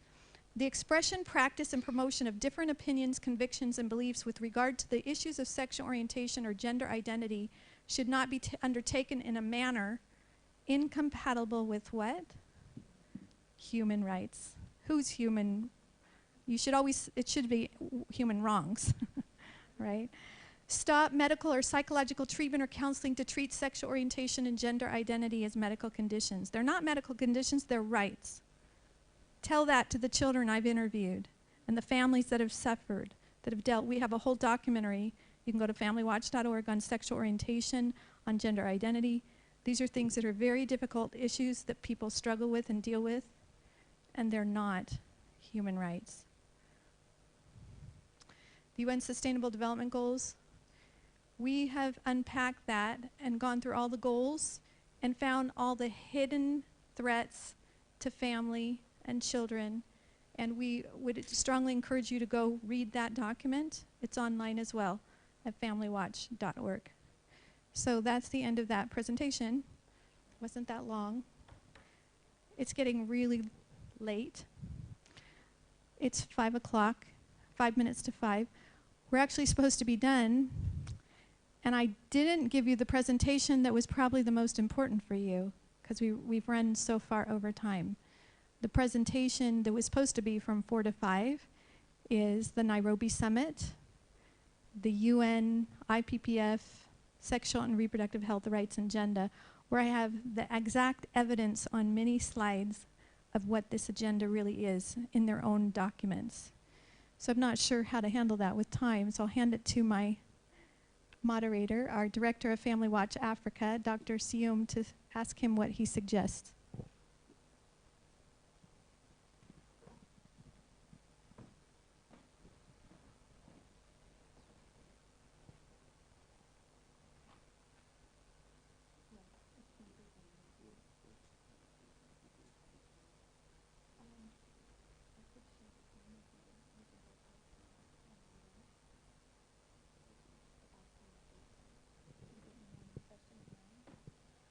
We are going to present the issue before you.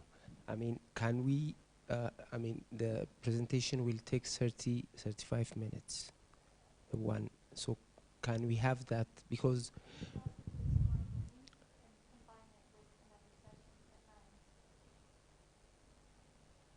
so, yeah, we were late with the lunch and everything. So should we do it tomorrow or shall we do it today? Yeah. Yeah. Since we have given you those 35 minutes for the lunch, you have to compensate. Yeah, yeah. I really want to do it today, and I just realized why. We have the Honorable Mr. Chris here, and I think that some of the information is very important for Parliament to understand, and I don't know what his schedule would be like. So if you can stay, I will give this presentation because I believe it's really important. So you want to put it there. Okay. You want to stand up again and stretch for a second before we go through another heavy... See. I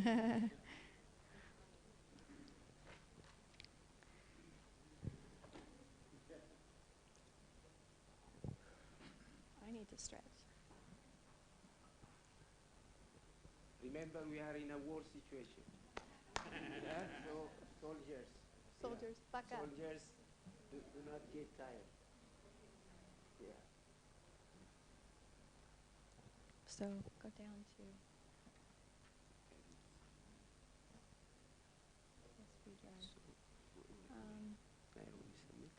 think so. I hope so. No, it'll say Parliament, so go back. Yeah, that's it. That's it. Yeah, yeah, that's it. Okay.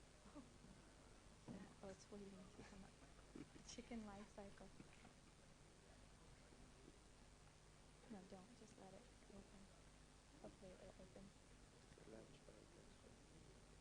Hopefully it will show up.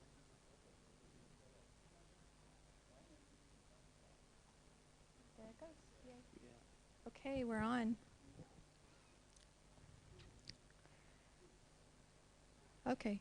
You can sit down because I'm going to go ahead and start because it's going to be here in a second. I'm just going to tell you, I don't know that I mentioned that Family Watch takes all of our positions based on social science data, lessons from history, legal arguments, and what is shown to bring the best outcome to men, women, and children. We don't take a religious position on anything, and that allows us to be a connector of people of all faiths or no faiths who want to protect the family in these things.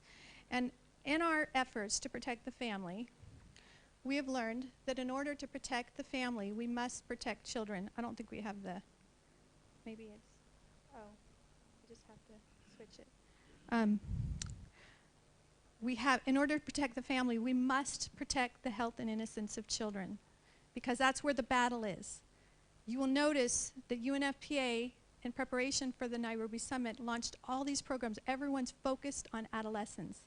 Their outcome documents is focused on adolescents because they know if they can get to the rising generation and manipulate their minds and change their norms and their attitudes and their beliefs and values, then they will have the future and they will have their agenda accomplished. So the Nairobi Summit that's right here in Kenya has something to do, I want to teach you about, that's kind of related to my family. So this is a picture of my family.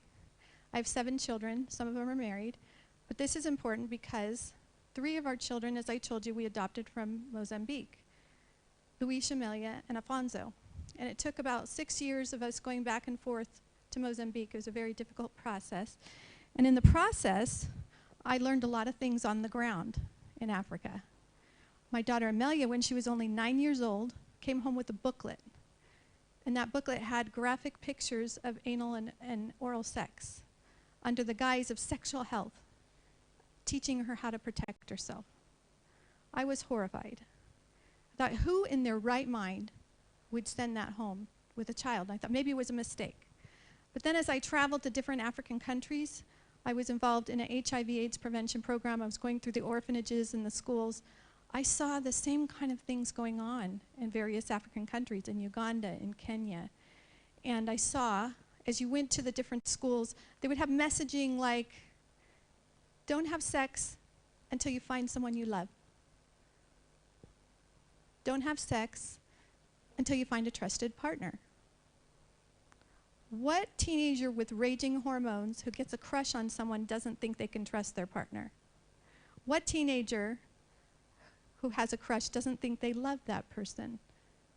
What kind of advice is that for children? I thought these are really manipulative messaging. This is in the middle of an AIDS pandemic. This is when I started caring for their older brother with AIDS. I'm thinking, who is creating these messaging? Then I came back to the United Nations, and I was at the UN Commission on Population and Development, which is related to the ICPD, and a country proposed, for the first time, it had never been proposed in a UN document, comprehensive sexuality education. And I thought, what is that? Could that be related to what I was seeing in all these African countries? This is an advertisement at the UN Human Rights Council. It shows you that comprehensive sexuality education is the human rights approach to sex education. It's also called CSE, Comprehensive Sexuality Education. And to understand what it is, you have to understand what's the definition of sexuality, because if you're going to teach kids about sexuality, you have to know what that means. Well, according to the World Health Organization, and all the UN agencies agree, it includes sexual orientation, gender identity, fantasies, desires, eroticism. These are the kind of things they're trying to get to the children. It was so insidious that many countries that we were lobbying on this and saying, you got to stop this, you got to stop this, they're like, no, that couldn't be possible. So we had to create an entire documentary, and we can pass out those cards to everybody that has the website where you can watch The War on Children. It's the same documentary that the representative from Human Life International said mobilized people throughout Uganda. It's in different languages, and it's our #1 tool, and we want you to use it. We want you to send people the link. It's free. You can download it. There's a 10-minute version, and there's a 30-minute version. Shortly after I saw that, the UN published this manual, the International Technical Guidance on Sexual, it's called the International Guidelines. The new one is the other one. International Guidelines on Sexuality Education, and it's published by all these UN agencies, including UNFPA. And we don't have time to go into much of what it has, but it says the key objectives include advocacy to promote the right and access to safe abortion. So really it's intended to create youth to become advocates for these radical sexual rights. Respect for sexual and gender diversity. Masturbation is not harmful. Both men and women can receive sexual pleasure with a partner of the same or the opposite sex. I was horrified. We told all the nations we were working with, and they were horrified. And they pushed back, and the UN kind of pulled this manual back, but we still found it on a website, but they stopped promoting it. Until just last year, oh, sorry, here's another quote from it. Their goals are to change the sexual and gender norms in society. That's what I submit to you. And to raise up the next generation to demand their sexual rights. I've studied many of these programs, and that's what they're all geared towards. In 2018, they came back out of the closet in an even bigger way with this document, the International Technical Guidance on Sexuality Education. You've got all the firepower of all these UN agencies, UNAIDS, UNICEF, UN Women, the World Health Organization. They're supposed to protect the world's health and set the world standards. And what do these governments, these agencies say? Children should be taught about sexuality. They're redefining abstinence. Understand that abstinence means choosing not to have sex, or it also means deciding when to start having sex and with whom. CSE promotes the right to choose when and with whom a person will have any form of intimate or sexual relationship. Abstinence-only programs have found to be ineffective and potentially harmful to young people's sexual and reproductive health and rights. There you have it in a nutshell right there, right? If you're not having sex, you don't have sexual health. Recognize that each person's decision to be sexually active should be respected. We're talking about children. Engaging in sexual behavior should feel pleasurable. Explain how someone's gender identity may not match their biological sex, promoting this whole radical, transgender, unscientific ideology. But this one's the worst for me. Differentiate. Children are to learn to differentiate between the values that they hold and that their parents hold about sexuality. What purpose could they possibly have for doing that? Again, this has the firepower of all these UN agencies, even UNICEF, the agency charged with protecting the health of all the world's children. UNICEF. So what's happening in Africa with comprehensive sexuality education? Well, unfortunately, because they couldn't get this passed, we got a lot of pushback against it, and they could no longer get this in any UN documents. They decided to manipulate the health and education ministers of the African countries, bring them to a conference, who knows how much of a stipend they gave them, and held this conference extolling the wonderful things that comprehensive sexuality education will do. It'll prevent teen pregnancy, prevent STDs, promote gender equality, prevent domestic abuse. I've even heard them say it will help with climate change. Yeah, the claims are absolutely, it's the magic pill to solve all of Africans' problems, but they never showed the manuals. They never showed what was inside. So these 20 ministers from these countries signed this commitment, it was an actual commitment, to increase the number of all schools and teacher training institutions that provide CSE to 75%. What countries made this commitment?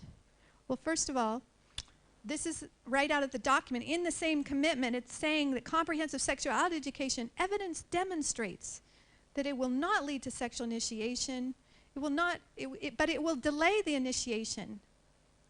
It will decrease the frequency of sexual activity, reduce the number of sexual partners, reduce sexual risk-taking. I'll show you in a minute how that's absolutely false.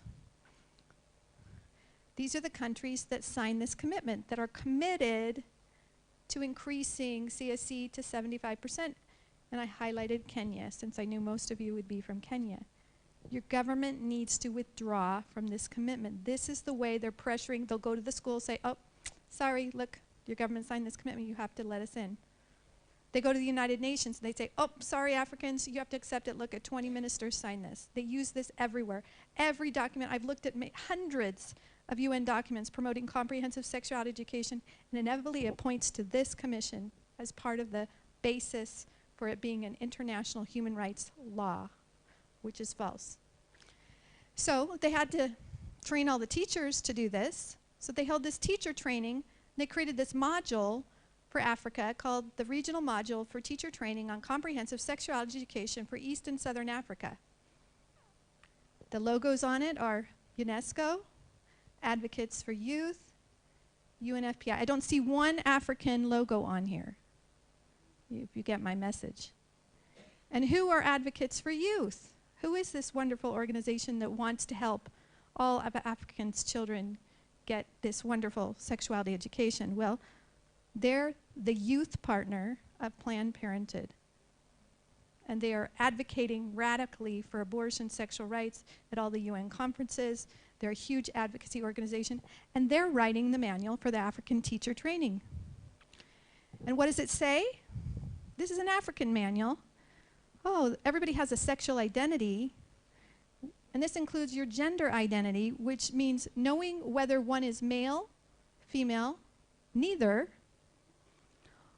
or somewhere in between. Africa promotes oral sex, gives kids scenarios like Sydney and Grace are alone at one of their houses. She takes the initiative and she performs oral sex. It tells the teacher, if you're able to explore same-sex relationships, it can be a great teaching opportunity to put the names of two girls in those scenarios or two boys in those sexual scenarios, to normalize relationships between gay, bisexual, and lesbian people. It says in it, it's also important to change social norms and harmful practices that are not in line with human rights and increase vulnerability and risk. What social norms and harmful practices are not in line with human rights? According to Sexual Health, Human Rights in the Law. Okay, you see where I'm going with that? And I'm going to just go back to this one because I think someone important in the room missed this one that's in this African module being pushed by the UN for teaching the teachers. It actually says gender identity that they want to teach the children here in Africa means knowing whether one is male, female, neither, or somewhere in between. That's in their manual for Africans. Oral sex, normalizing relationships between gay and lesbian people, changing the social norms and harmful practices. Lo and behold, this African manual actually says Planned Parenthood clinics offer confidential services, including counseling on abortion and abortion services. This is a marketing plan. It's a genius. At all the UN conferences, at all the legislatures, at all the parliaments across the world, you have Planned Parenthood lobbyists. They're paid a lot of money because they make a lot of money when they sexualize the children, and then the children need to go to their clinics for their services that they provide. Behind all of these agendas I've been showing you is one main organization, International Planned Parenthood Federation. Their core philosophy, you can Google this and find it online, it's Exclaim, teaching youth about their sexual rights, is this. Young people are entitled to sexual pleasure, and how to experience different forms of sexual pleasure is important for their health and well-being. I've looked at many, many manuals, again, CSC manuals, and they have an obsessive focus on sexual pleasure. This is the booklet that I picked up at the United Nations at a meeting for youth. It's called Healthy, Happy, and Hot. It's IPPF. You can Google it. You can find it online. This is for HIV-infected youth, children who have the HIV virus. What do you think it would be telling them about sex? What would you tell someone who had HIV, a youth? Young people living with HIV have the right to sexual pleasure. Sex can include kissing, touching, licking, tickling, suckling, and cuddling. Just have fun. Explore. Has other very troubling things that we don't have time to go in, but this is why I'm showing it. Some countries have laws that say people living with HIV must tell their sexual partners about their status. These violate the rights of people living with HIV. It actually tells youth they don't have to tell their sexual partners they're infected with the HIV virus. This is sexual health. Again, this is sexual wrongs being promoted under the umbrella of sexual health. This is their manual in the US. Well, this is not their manual, but they endorse this manual. And it sums up their whole philosophy. It's perfectly normal. Every sexual act is perfectly normal. This is starting at age 10. And I apologize, I'm missing the next slide. But if you go online, you can find it. But I have a slide that shows different squares of children engaged in different sexual acts. That's what's in that manual, where it actually shows them engaged in various sexual acts and tells the children, this is perfectly normal. So, how does Planned Parenthood profit from sexualizing children? What are they going to need? Condoms. So you've got the whole condom industry wanting them to be having sex. Abortion.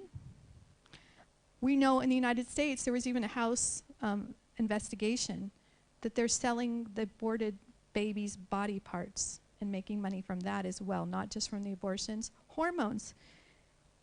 Now they're providing transgender hormones. Do you know that it can cost up to $2,000 a month to maintain these hormones, to maintain your fictional gender for life? Can you imagine? And do you know that if you go through that process, if you take puberty blockers, then you take cross-sex hormones, which is the next step, and 100%, according to one study, of those kids that start with the puberty blockers go on to the hormones and then go on to the genital mutilating surgeries, amputating healthy body parts, healthy breasts, distorting genitalia. Children go through this process, infertile for life. Infertile for life. Many of them use their sexual functioning. But they're going to come buying that drug every month, $2,000 for the rest of their life. Okay? Contraceptives. They know children are not good at using contraceptives. They have to take them at a certain time. They have to be very regular. I'm not very regular when I have to have medication to take, and I'm an adult. Okay? A lot of them end up in pregnancy, and then they need all the other services. This is Planned Parenthood Federation of Nigeria. Just for an example, look at their funding partners. UNFPA, IPPF, Plan International, Planned Parenthood Global. Planned Parenthood Global is the regional office for Africa, and it relocated here in Kenya. It was either last year or the year before. So their whole regional office, when was it? 2017. Yeah, they're here. Funded by the MacArthur Foundation, the Bill and Melinda Gates Foundation. There's big money behind this agenda. Here's Kenya. This is their webpage on Kenya. In addition to hosting a regional office in Nairobi, Planned Parenthood Global supports partners with financial and technical assistance across Kenya, from urban slums to coastal fishing villages. They're everywhere. They have 65,000 service points in 170 countries, and their main goal is to get your children into their clinics. Here is, you just saw the video who Rutgers is. They are, it says Rutgers for Sexual and Reproductive Health and Rights. They have a CSE program that's here in Kenya. And it shows right on IPPF's website who they are. They're IPPF's member association, funded by the government of the Netherlands. That's the way they're getting their agenda in Kenya and in all these other countries. These are the 12 countries where this program is. And this program was found by the parliamentarians in Uganda that watched our War on Children video. We have a segment on this program that shows what's in it. And they were so angry by what they saw. They thought, this can't be in Uganda. They went out in the schools and they found it. And that was the impetus for passing their law against comprehensive sexuality education.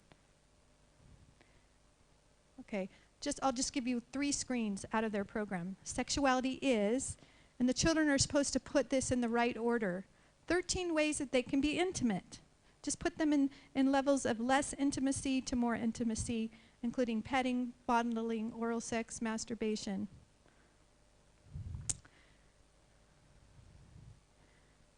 Teaches them about vaginal or anal sex, petting, masturbation, but it says, the choice is yours when to lose your virginity. It's all about rights and choices. Also in Kenya, you have the Sexual and Reproductive Health Alliance. Now you'll notice this logo was the one in the video. This is the logo that's used by the government of the Netherlands for their choice organization for youth, okay? So they're embedded in all of this with 17 other organizations, including UNESCO. You don't see the name of the Netherlands Rutgers here, but look what's here. World Starts With Me Alumni Youth Advocacy Network.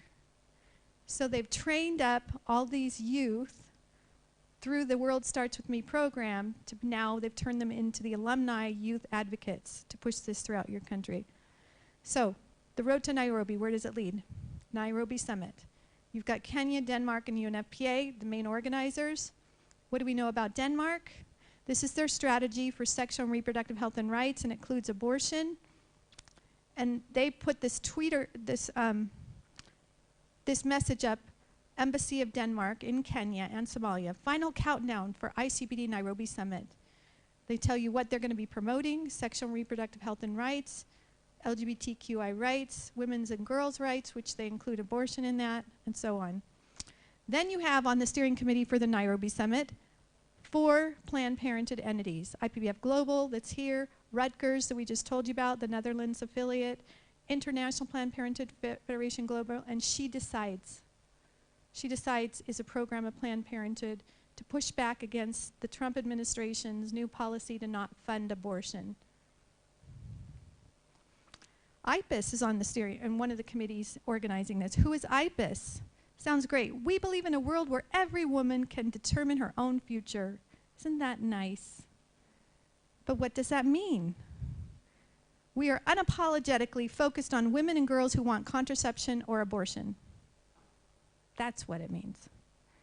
We focus on making abortion legal, advancing gender equality, and advancing abortion in humanitarian settings. In the Nairobi Summit and all their events and their commitments that they're trying to get governments, it's all about promoting abortion in humanitarian settings. This is being pushed by IPIS, the whole agenda that they're trying to get all the governments to sign up to. And why are they doing that? They're doing that, here's all their areas of focus. They all have to do with abortion. Okay, that's what they're here for. That's why the Nairobi Summit is here for. Because they produce the Easy Grip handheld abortion suction kit. And they sell it to the UN to use in humanitarian settings in war-torn countries and refugee camps. Okay, this is a marketing plan. The whole Nairobi Summit is a marketing plan for this business. Women Deliver, they're on the committee organizing the summit. They hold this major abortion extravaganza conference where all the radical abortion rights organizations come together to promote abortion.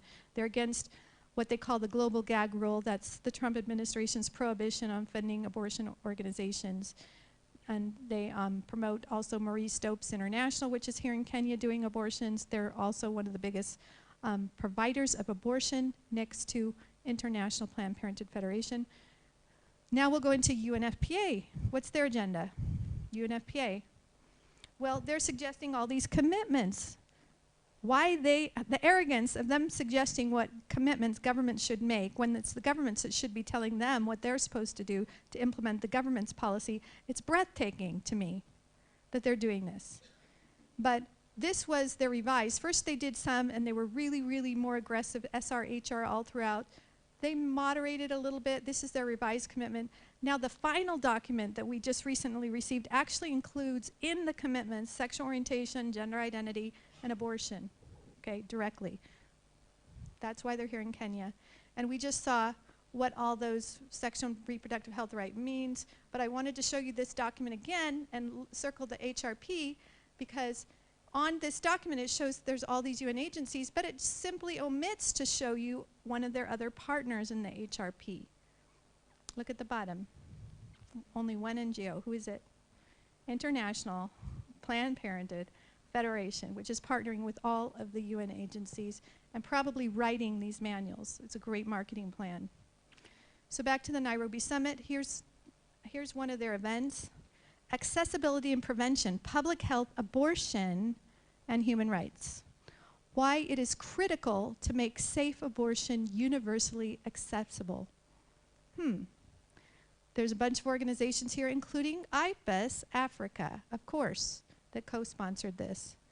But if you ask UNFPA, even though they're hosting this and invited this abortion handheld kit suction thing, manufacturer to promote abortion at their conference, does UNFPA promote abortion? UNFPA does not promote abortion. UNFPA does not promote change to the legal status of abortion. Let's go back to that slide. Why it is critical to make safe abortion universally accessible. Here's another event going on over there, across the street. Integrating sexual and reproductive health and rights into universal health coverage, including making provisions for lesbian, gay, bisexual, and transgender. And they're calling for an essential package of sexual and reproductive health interventions that has been defined in a report put out by the Lancet to include abortion and comprehensive sexuality education. Keeping the faith in sexual and reproductive health and rights. This, I can tell, is an event designed to tell all the religious leaders they need to get on board. It says, religious actors in advancing sexual and reproductive health and rights. Religion, rights, and choices. Get on board. Get on board. You can't block the rights and choices agenda. And then they launched their new youth strategy for ICPD25. This is the most revealing to me. My body, my life, my world. Making informed choices over their own bodies. Doesn't that sound nice for youth? UNFPA's vision, a world where every young person can make their choices and enjoy their rights. What are their rights? This is their rights imperative, affirming sexual orientation and gender identity, giving the right to decide when and with whom they're going to have sex. That's what they mean by rights. Access to sexual and reproductive health and rights, including access, they say we support access to comprehensive sexuality education for all children. What kind of CSC are they talking about? Well, they say access to comprehensive sexuality education. We emphasize respect for adolescents' agency and autonomy. Remember, we talked about rights. There's protection rights and autonomous rights. And the manual that they're suggesting is the model for everything they're promoting, is the International Technical Guidance on Sexuality Education, that manual I just showed you. So there's their agenda in a nutshell. UNFPA also launched the Safeguard Young People program. Do you trust UNFPA to safeguard your young people? Is that their job? No. Unleashing young people's potential. This is what they mean by youth empowerment. Engaging their partners to advocate for youth issues. What do they mean by youth issues? Abortion, LGBT, CSE, increasing their knowledge and skills, improving the access to youth-friendly services. Code word we'll show you for what it is. And strengthening their ability to become agents of change. Agents of change. Here's a youth-friendly service manual that's, in order to be one, it asks, does a facility provide confidential services? Parental consent is not required. and no one is informed of the services the adolescent accesses at the facility. Family-friendly means without parental knowledge or consent. This youth-friendly manual says involving LGBTQ youth in the design and delivery makes it youth-friendly, and to have materials that resonate with LGBTQ youth. And unfortunately, UNICEF is wrapped up in this, as I mentioned before. They're trying to lower the age of consent for all these services so they can get the kids into their clinics. So they say, for adolescents to have access to sexual and reproductive health services without parental consent is a critical dimension of access. This is UNICEF, okay? States should review and consider allowing children to consent to certain medical treatments and interventions without the permission of a parent, such as education and guidance on sexual health. That's the new name for comprehensive sexuality education, contraception, and safe abortion. They're trying to destroy the rights of parents to get to the children. And they're empowering young people to become agents of change. The motto for this conference with regard to youth is nothing about us without us. They want all of their youth advocates to shape all your policies, and they've been training them. This says they've trained 6,000 young people to do this, to militantly advance their agenda in policy spaces, the UN General Assembly conferences. They have chapters, youth advisory panels. They're going to parliaments. They're going to the African Union. They're raising up the rising generation in Africa to be advocates for their agenda and market their products, to scale up comprehensive sexuality education.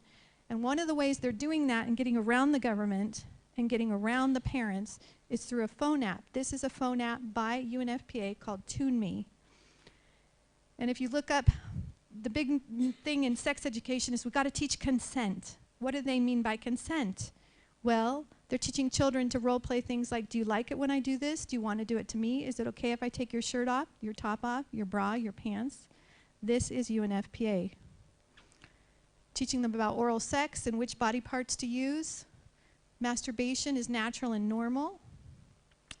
The helpline for children who want to end their pregnancy. We don't call it abortion.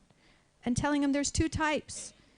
If you want to empty the contents of the uterus or remove the contents of the uterus, they don't call it a baby. You just empty the it's a pretty simple thing, right? Just empty the contents. Think you could be gay? It's not uncommon for young people to explore their sexuality with someone of the same sex. So in a nutshell, the rights and choices for every adolescent youth, the UNFPA global strategy with regard to ensuring access to integrated sexual and reproductive health services and information for all adolescents. Adolescence is defined by the UN as starting at age 10. You now know what that means. The ICPD25 Youth Engagement Toolkit is even slightly more revealing, if that's even possible. They're saying a key issue of ICPD is comprehensive sexuality education. Is that even in the ICPD document? No. And what does it mean to them? To allow you, youth, to decide if and when and whom you want to have sex. Don't listen to your parents. You have a right to have sex with anybody you want, whenever you want to have it. What's another key issue of ICPD? Access to abortion. You youth, you have safe options other than pregnancy. ICPD key issue, LGBTI and human sexuality. Are any of these issues in the ICPD document? No. This one is insidious. ICPD, a key issue with regard to human sexuality. You alone should have the right to decide what your body and sex characteristics look like. What are we talking about here? We're talking about transgender hormones and mutilating surgeries to have a right to decide what your sex looks like, okay? And to express your authentic, non-gendered self and to love who you wish to love. This is even more crazy. UNFPA's new youth strategy. What an interesting strategy. A new way to talk about the ICPD. This framing allows conversations to expand beyond the issues that were included in ICPD and calls for young people to make it their own. ICPD can be anything that you want as long as it's about rights and choices to decide over your body. So where has this road to Nairobi led? If you can help, this is the documentary. We keep saying this 5-minute clip that we're going to show you that's really explosive. This is where they, in their own mouths, reveal their agenda, and I hope it gets shown in parliaments everywhere. They did a big hurrah to prepare everybody for the Nairobi summit at the United Nations. It was an hour-and-a-half long event, and all the partners and all the committee people and all the businesses behind all this stuff all came to talk and get everybody ramped up to come to Nairobi. And different government leaders are going to tell you why they're coming to Nairobi and what it's all about for them. And when they talk about they're coming to push back against the pushback and how things are being rolled back and they have to overcome that, a lot of it's kind of vague references to Trump's, their new pro-life policy that says you can't fund abortion. They won't let any of their foreign aid fund abortion. So I'm sure the Catholics in the room will be really interested to hear what the woman who talks about the Catholics in Ireland and how she convinced them to legalize abortion says. We need sound. What do we need to do? Okay, we'll just get sound. And you'll see the head of UNFPA. Talking about rights and choices for all youth. You'll see the youth envoy from the Secretary General of the UN hold up that booklet, My Body, My Rights, My World, and promote that, as well as comprehensive sexuality education. Are you still trying to get that? Yeah. Oh, yes, yes, while we're doing this. If you can, why don't you tell them about the petition and all? We're now handing you out with a petition. If you haven't filled them out this morning, please get one and fill out the form. We need your names legibly written. We want to have your email addresses written as well. And when we have this with us, we'll then send to you the electronic copy of the book, Stand for the Family, which is a very powerful tool in your in your fight for the integrity of the natural family. So make sure you fill them out as soon as possible and hand them over to Bernadette. And anyone who would like to have a that card, the Stop CSC card, please raise your hands and we'll also hand them out to you. You'll get websites.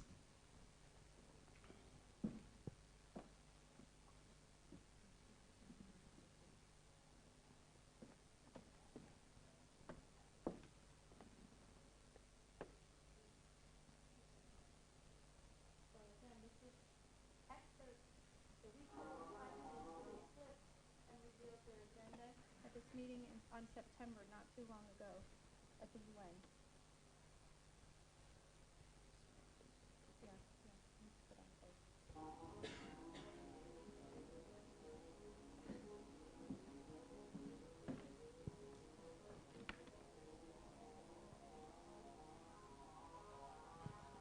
For us, sexual and reproductive health and rights is one of the cornerstones of our development cooperation policy, and we try to use a truly integrated approach that includes the whole gamut of, and now I need to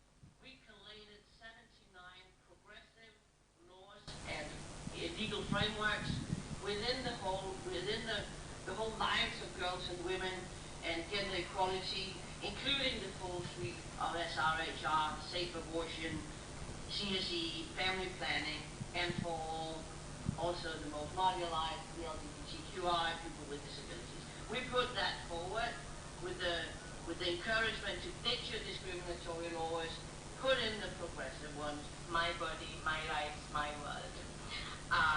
This, I think, is a crucial strategy for UNFPA at the global level, at the regional level, most importantly at the country level, to move the ICPD agenda. And this is why we have jointly been advocating for comprehensive sexuality education for young people. Ladies and gentlemen, an important step forward is to digitalize comprehensive sexual education. Something that UNFPA is looking into. If I could change how we talk about it. We gotta be inclusive. It's LGBTQI, it's people with disabilities, it's indigenous, it's everybody. Leave no one behind. I come from Ireland. It's a land of significantly more freedom for women and girls, since our people, by popular vote in May of 2018, repealed the draconian lines in our Constitution that restricted women's sexual, reproductive, and health rights. And I took that opportunity to use my voice and influence to change the hearts and minds of my cabinet colleagues. And they were raised as Catholic. They were practicing Catholics. They changed their hearts and minds. They voted yes, and they are still Catholic. Of the Universal Health Coverage Agenda must privilege sexual and reproductive health and rights. But the rights and choices agenda is how we are going to fulfill the unfinished business of the ICPD. Norway is a major donor to global health, including sexual and reproductive health and rights. And we are the biggest provider of core funding to UNFPA and the third largest donor to UN Women. I'm going to Nairobi because sexual and reproductive health and rights are under attack. Sweden and our like-minded will not back down. I'm going to Nairobi because we will continue to defend SRHR as core human rights. SRHR is a central priority and commitment in our foreign policy and development policy. For us, ensuring sexual and reproductive services and rights for everyone is the right thing to do. Achieving these ambitious objectives resides in part, of course, with countries and other stakeholders making strong national commitments towards fulfilling the rights of women and girls and young people, including their sexual, reproductive, and health rights. And then, of course, there is the pushback. Now, I think past week has shown us again that women's rights and sexual and reproductive health and rights are seen to be frustrated in documents. Support for sexual and reproductive health and rights, despite what we say here, despite our worries, it's broad, it's growing, and it's cross-regional. We have pushed back against the pushback. We're going to come with our people and with our money, and we'll bring our strategies and our history of 35 years of fighting for women's sexual reproductive justice. So, why it's so important that countries like Denmark continue to fight for women and girls' right to decide over their own body, their own life. We have to speed up the promise of Cairo reality before 2030. Not least when it comes to gender equality and to women and girls' sexual and reproductive health and rights. So hundreds of millions of women's and girls' lives have been touched in terms of ownership of one's body, one's life, and one's world. This impact hinges on rights and choices. The right to decide freely. We see conservative winds blowing across the globe, and we see that in the negotiations, and we see that it is often a war fought over women's bodies. We see the same pushback blocking progress of the ICPD in country and we find ourselves in a situation where groundbreaking achievements are being rolled back. But we will not go backwards. We have people who are in power, leaders of some countries, who call our agenda on sexual and reproductive health and rights harmful, when in fact, I think denial of that agenda is what is seriously harmful. The opposition is strong, but we're stronger. And there is a mobilization that I have personally not seen for many, many years. But we need to work harder, we need to work smarter, and we need to keep that advocacy and noise level. Protect our gains, the pushback as other colleagues have said, and mobilize the political will, the civil society will, the private sector will to deliver on the unfinished business of the ICPD. Thank you very much.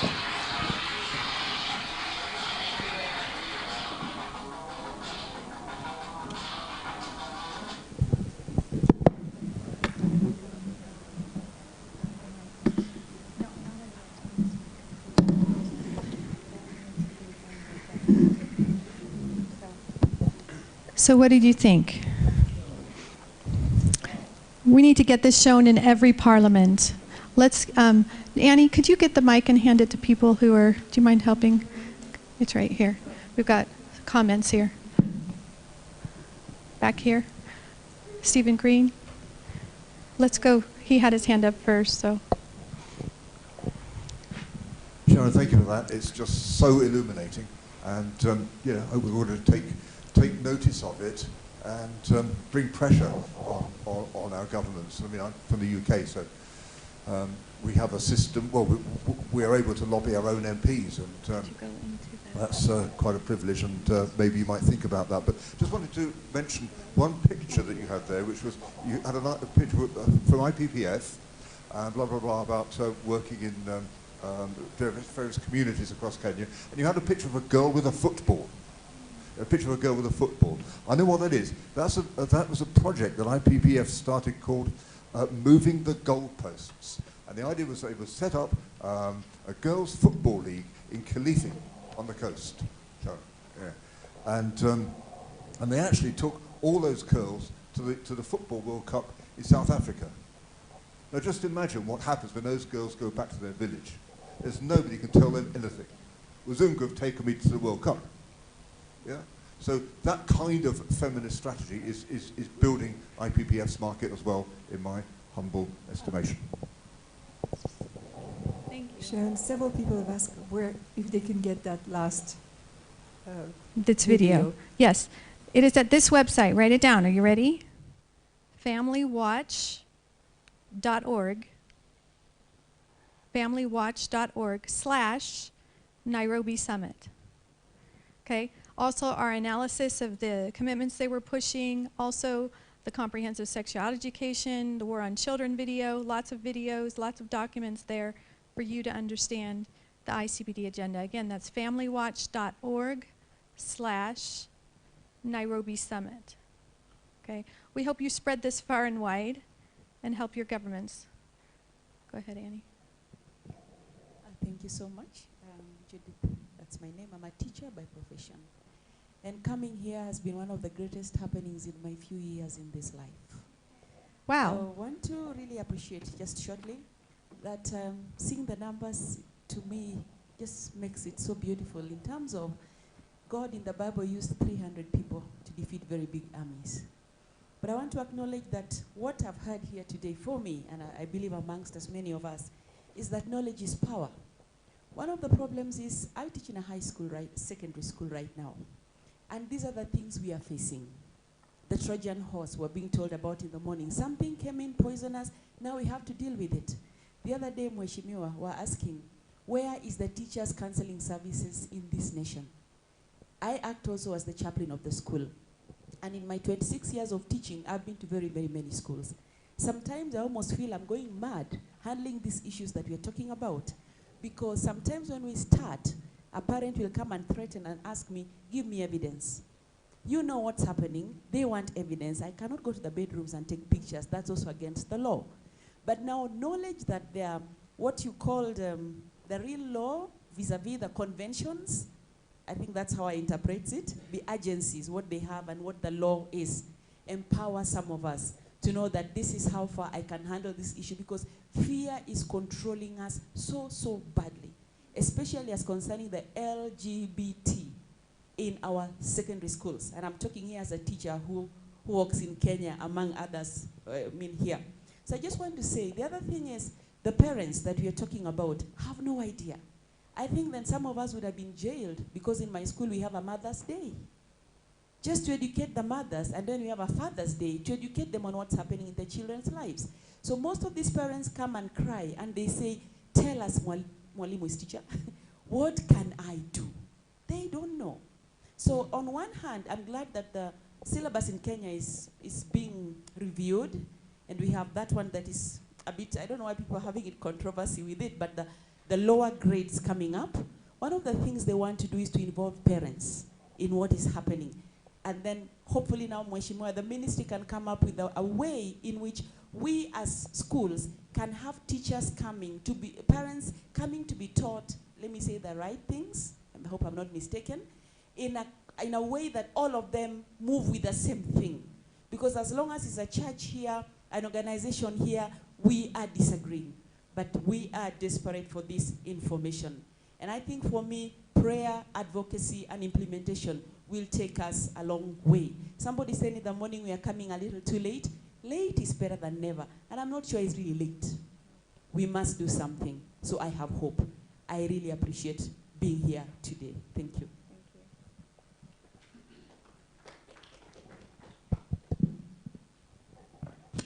Thank you very much for the presentation. I'm also very happy that I'm here. Yeah.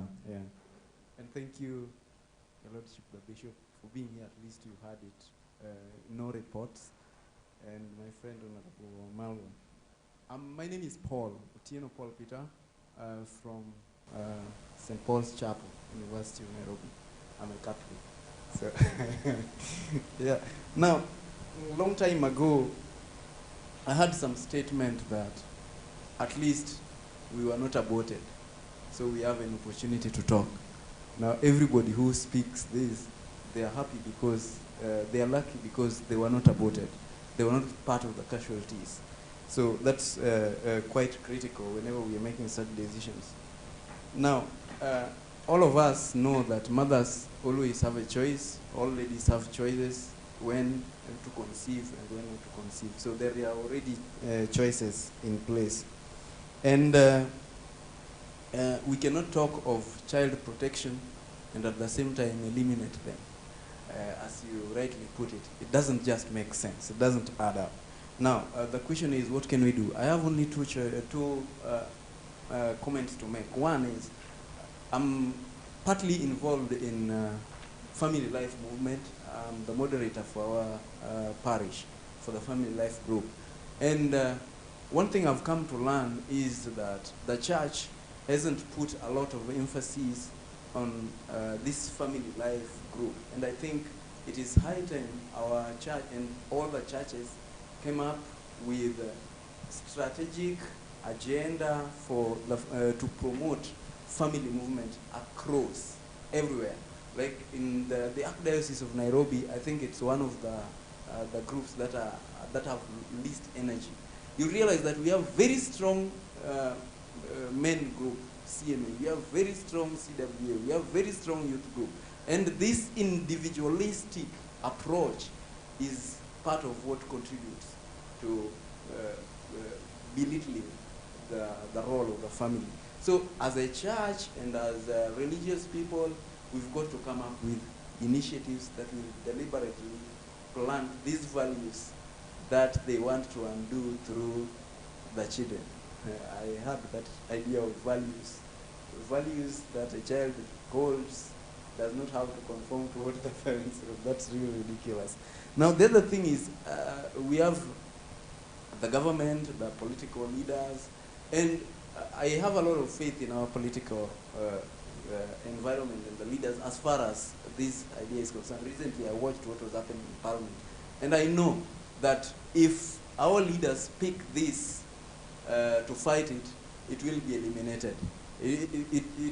Kenya can be a story to identify with and to set up pace for the rest of Africa, as we've always done in other quarters. Set pace for the rest of Africa and the rest of the world. Let's have policies that are driven towards promoting family unit, family values, and the society.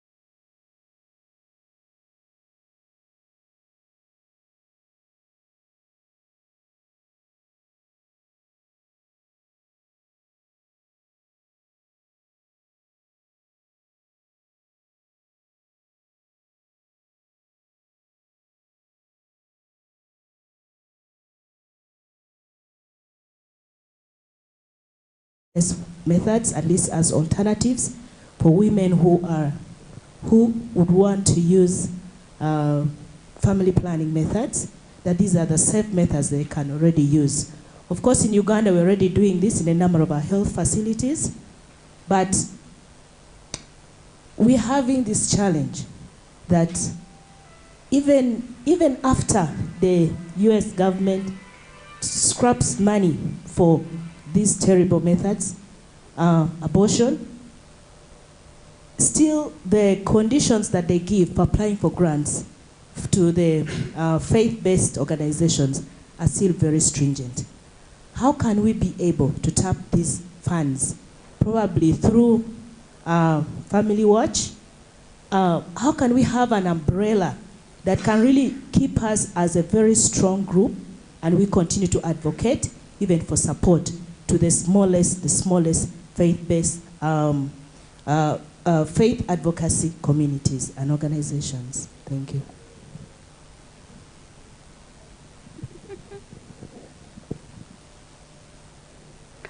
Thank you so much. I really, each time I think about all the things that are going on, there are feelings that come. And I keep asking myself, where has all this been from? I'm glad we have our MP present with us.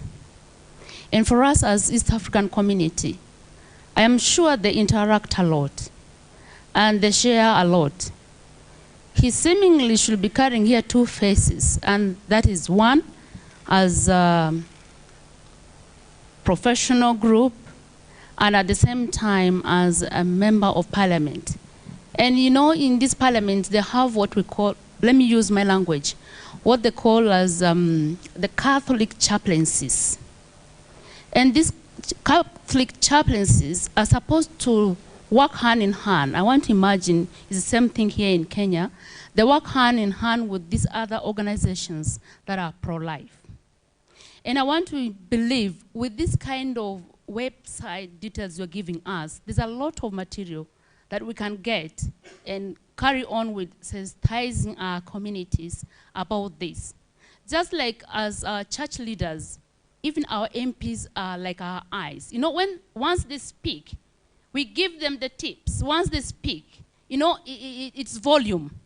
And I want to imagine that they are going to do this not because they are going to look at this one who has the money. You know, that is the danger sometimes. These guys come with the money. They promise big. You lose your dignity just because you want the cash. Selfishness. They want to think about themselves, their future, their wealth. There's nothing to do with the common person down there at the grassroots.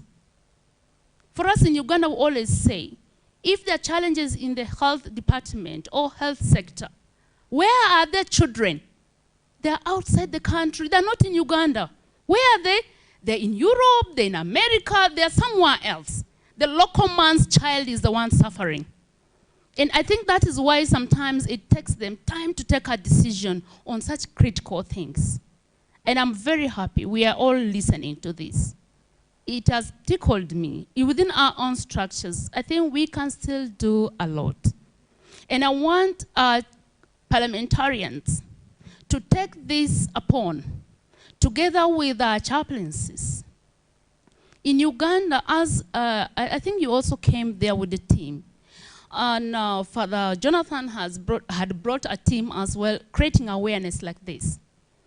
You know, sometimes we think the bishops. It's not the bishops. We are their technical arms. And once the community was sensitized by Father Jonathan's group, the information was given to the bishops, and that's when they stood firm. The beauty in Uganda is they still have respect for the church authority. Once the church members have spoken, the bishops have spoken, the government will say, that is the voice.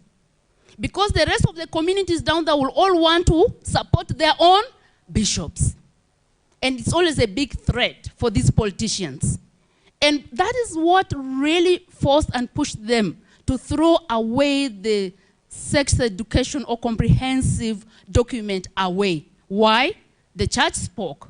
They know that is the voice of the majority because they stand for the voiceless. And it quickly changed space and face. I want to give you a small experience. You know, there was something talking about, is it gender orientation or something like that? I work with the young people. There's a boy who changed himself to be a lady. I don't know what kind of hormones were put in him. Me, I am not a scientist. But each time the male hormone or whatever is in him as a true man seemingly comes out more pronounced than the new phase where he created himself to be the lady. It was terrible. One day he walked to my office by himself. He said, I have been dying. I was influenced. You know, these things happen in the universities. You guys are there. They happen in the universities. They pour a lot of money. They come and confuse them, convince them, and they start. As I speak right now, there are many lesbians and gay guys in many of our universities in Uganda. Why? They have a network, and they get them. So this boy walked. When he started speaking, of course, you see there's a way how they behave. The man now wants to behave. But I saw there was really already a problem with him. And I asked him, sorry, I'm not a counselor by profession. I asked him, why did you do that? What prompted you to doing that? When he opened up, I actually realized that the young people themselves, within their own network, they also influence their own behaviors. So this boy, actually, unfortunately, he killed himself. Last year he died. Why? The things that were happening on him were contrary to what I think he wanted to be. Always being sexually abused by the male so-called partner was a big trauma for him in his life. You can imagine, you are the woman. You don't have any good private part of a woman where a man can sexually get into sexual intercourse. But another part of your body is really being abused. I want to use this word. The young man ended up being dead, buried. So we are here talking about these things.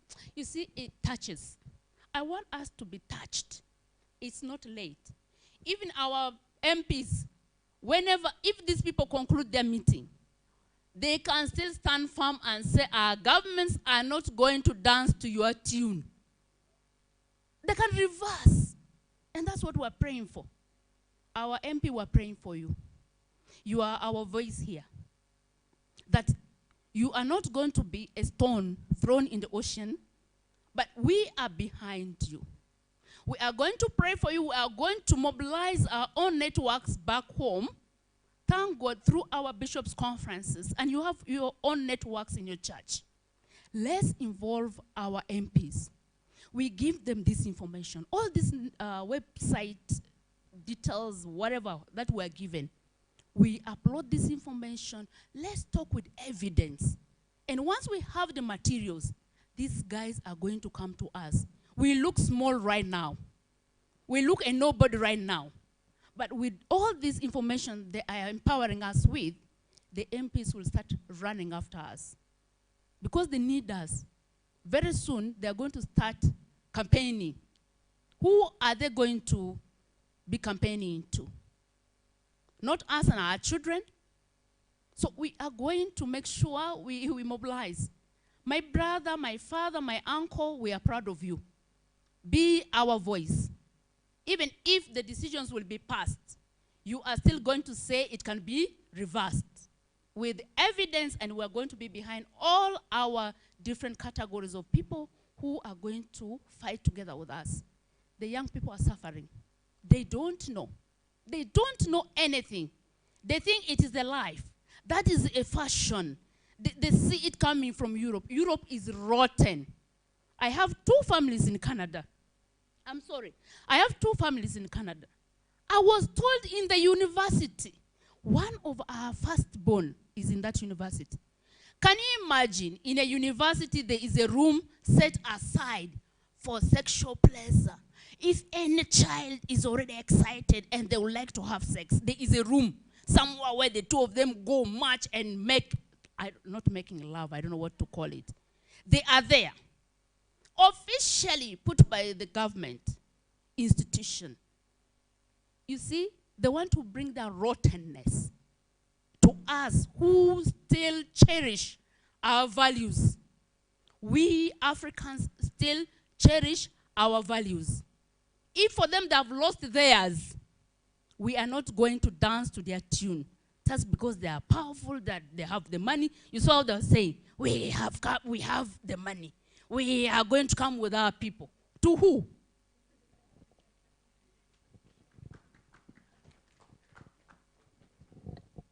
Thank you, Sharon. My name is Raymond. We've met several times. I just wanted you to comment. I'm just from the registration, actually. I've just been denied, and I was asking the official why. He said the Kenyans were 5,000, so I must have come late. I said, I'm aware of people who came later than me, so how come they were given a registration? And he says, well, we reserve the right, and maybe it's because actually we work with certain NGOs, so the NGOs that work with us are the ones who got registered. So I'm one other victim, like many of us. I wanted you to comment on this issue of marketing. When you say this is a marketing forum, and when you see the conviction, some of them are saying we have to complete what we started 25 years ago. And I look at some of them, they were not even born in 25 years ago, some of the ones speaking. So when you say it's a marketing platform, help us to understand it. Maybe because they are so convinced, they look so convincing. They are so committed to their message. So tell us really the story behind it, behind their conviction, so that we can continue spreading it to people and telling them this is the battle we are talking about. Thank you.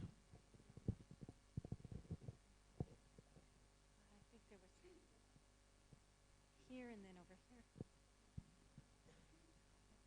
Hello, thank you, Sharon, for such a wonderful presentation. My name is Jane.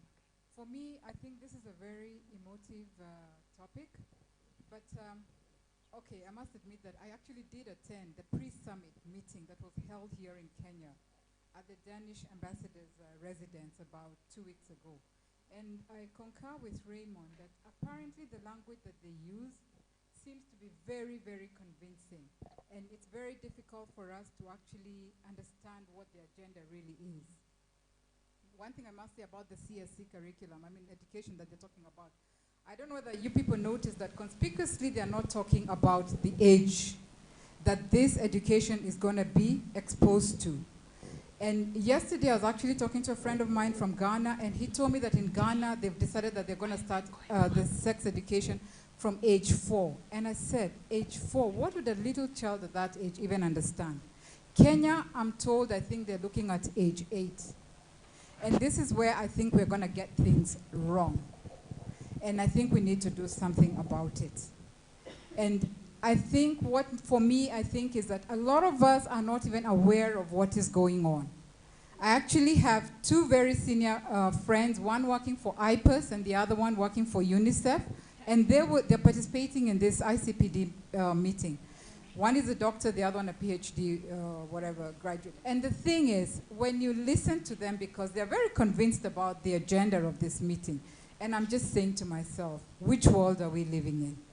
I think I have no moral authority to speak matters of faith when we have our grace here, His Lordship, the Bishop. But when we start moving away from God's original agenda, we are a lost race. I mean, when we think about sex is, I mean, sexual education, it's about family life. What does an 8-year-old have, is there any business for a child that young to be told about sexual education, all in the name of protecting themselves? I think this is something we need to give much deeper attention to, and I think we need to rally behind many more Kenyans and many more people in the world out there to come and actually get involved in this agenda, because the whole issue here is the money. My two friends actually told me one of the reasons is because now the people with the money, when the American government stopped giving out the money, it's the Nordic countries that have money for these agendas right now. And people want to stay in jobs. Yes, we do know people need to put bread on the table, but not in this manner.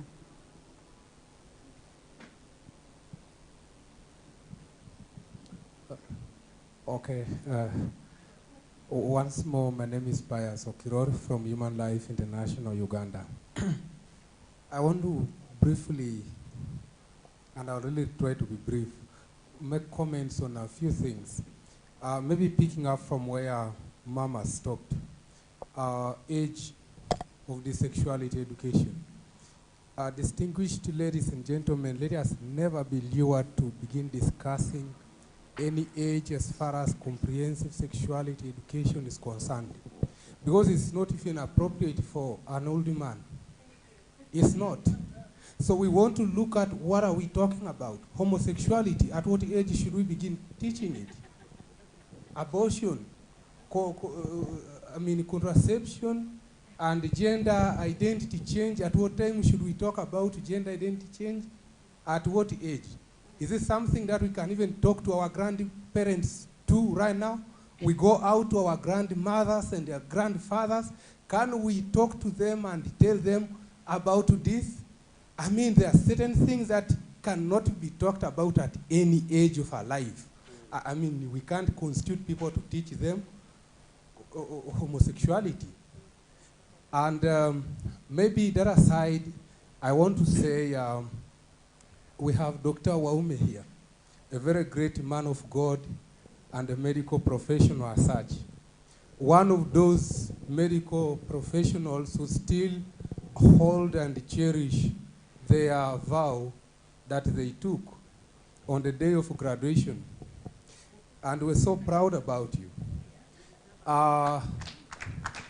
Dr. Waume will tell us, you talked about, and I agree with you entirely, you talked about harmful practices, and I agree with you, genital female mutilation is a harmful practice.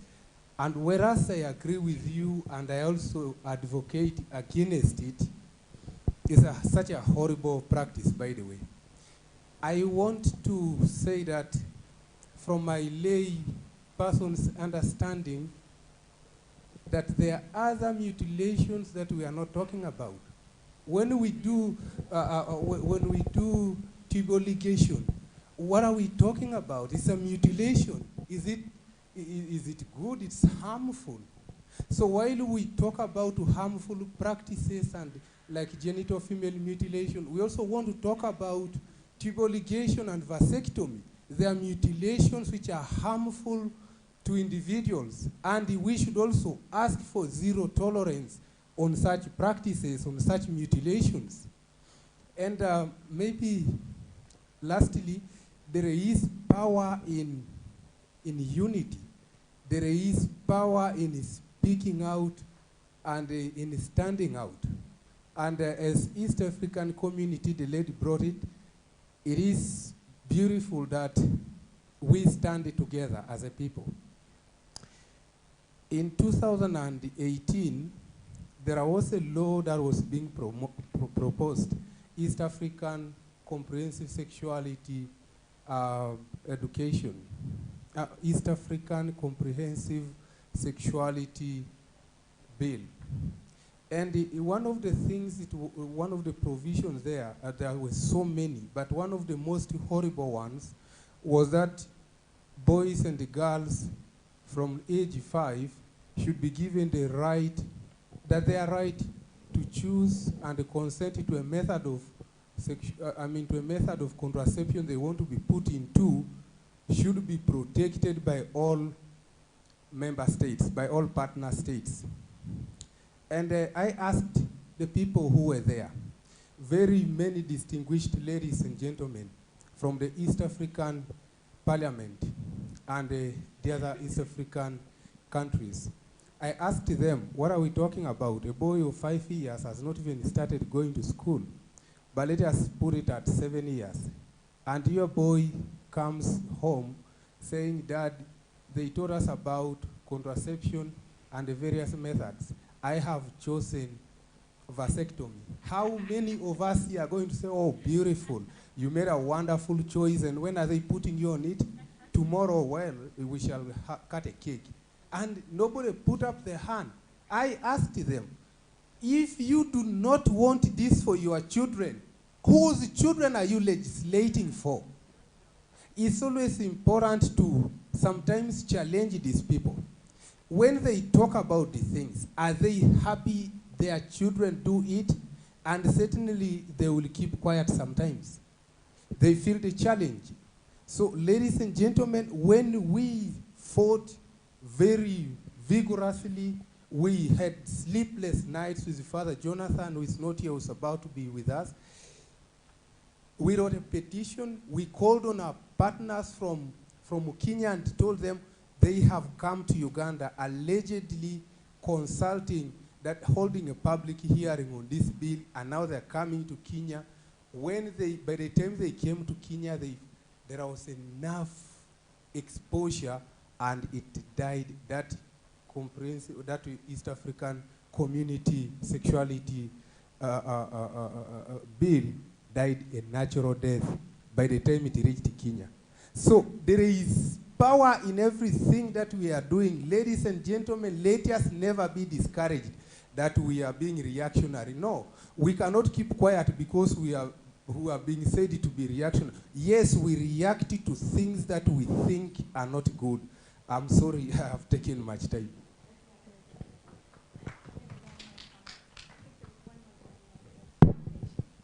Yeah, I think we only have time for one more comment. I have to do some concluding slides because I've showed you the agenda now. I probably made you angry. I probably made you worried. And I have to show you the hope. And I have to show you what's happening for good on these issues and what we can do about it. So one more comment and then we'll go into that. And then I'm happy to stay as long as you want after that with more comments if you still want to. But I think I better get through these slides for those who need to leave. So go ahead. Okay, to me, I'm Jacob Otieno, a student at University of Nairobi.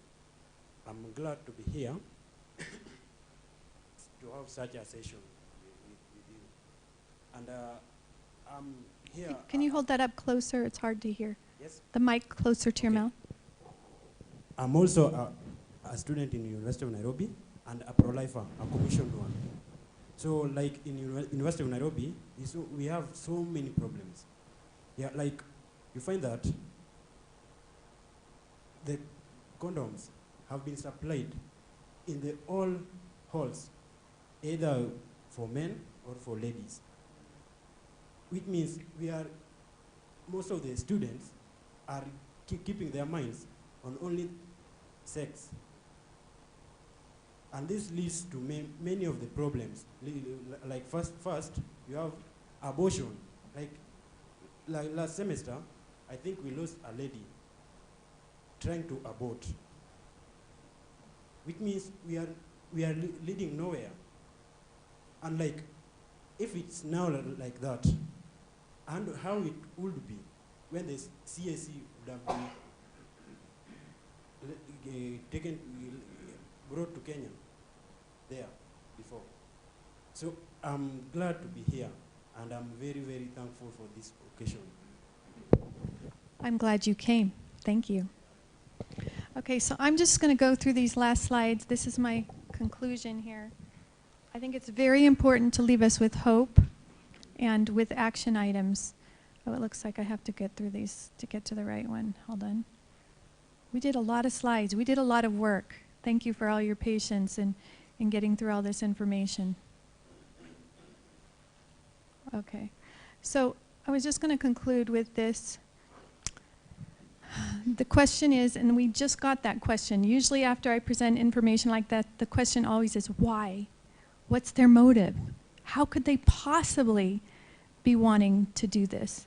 And let me first start and say that many people are wrapped up in this agenda with not knowing what it is. This agenda is passed by deception. There's probably many good people within the UN agencies that believe they're doing the right thing, and they don't know what's on the ground and all the hidden things. We call this, it's the cockroach in the ice cream. They have all sorts of ice cream and things that you want and that you need, and then they carefully insert the cockroaches. And so it's very hard to find them, and very hard to want to get rid of the whole package if you really want that ice cream, and it's a very strategic strategy.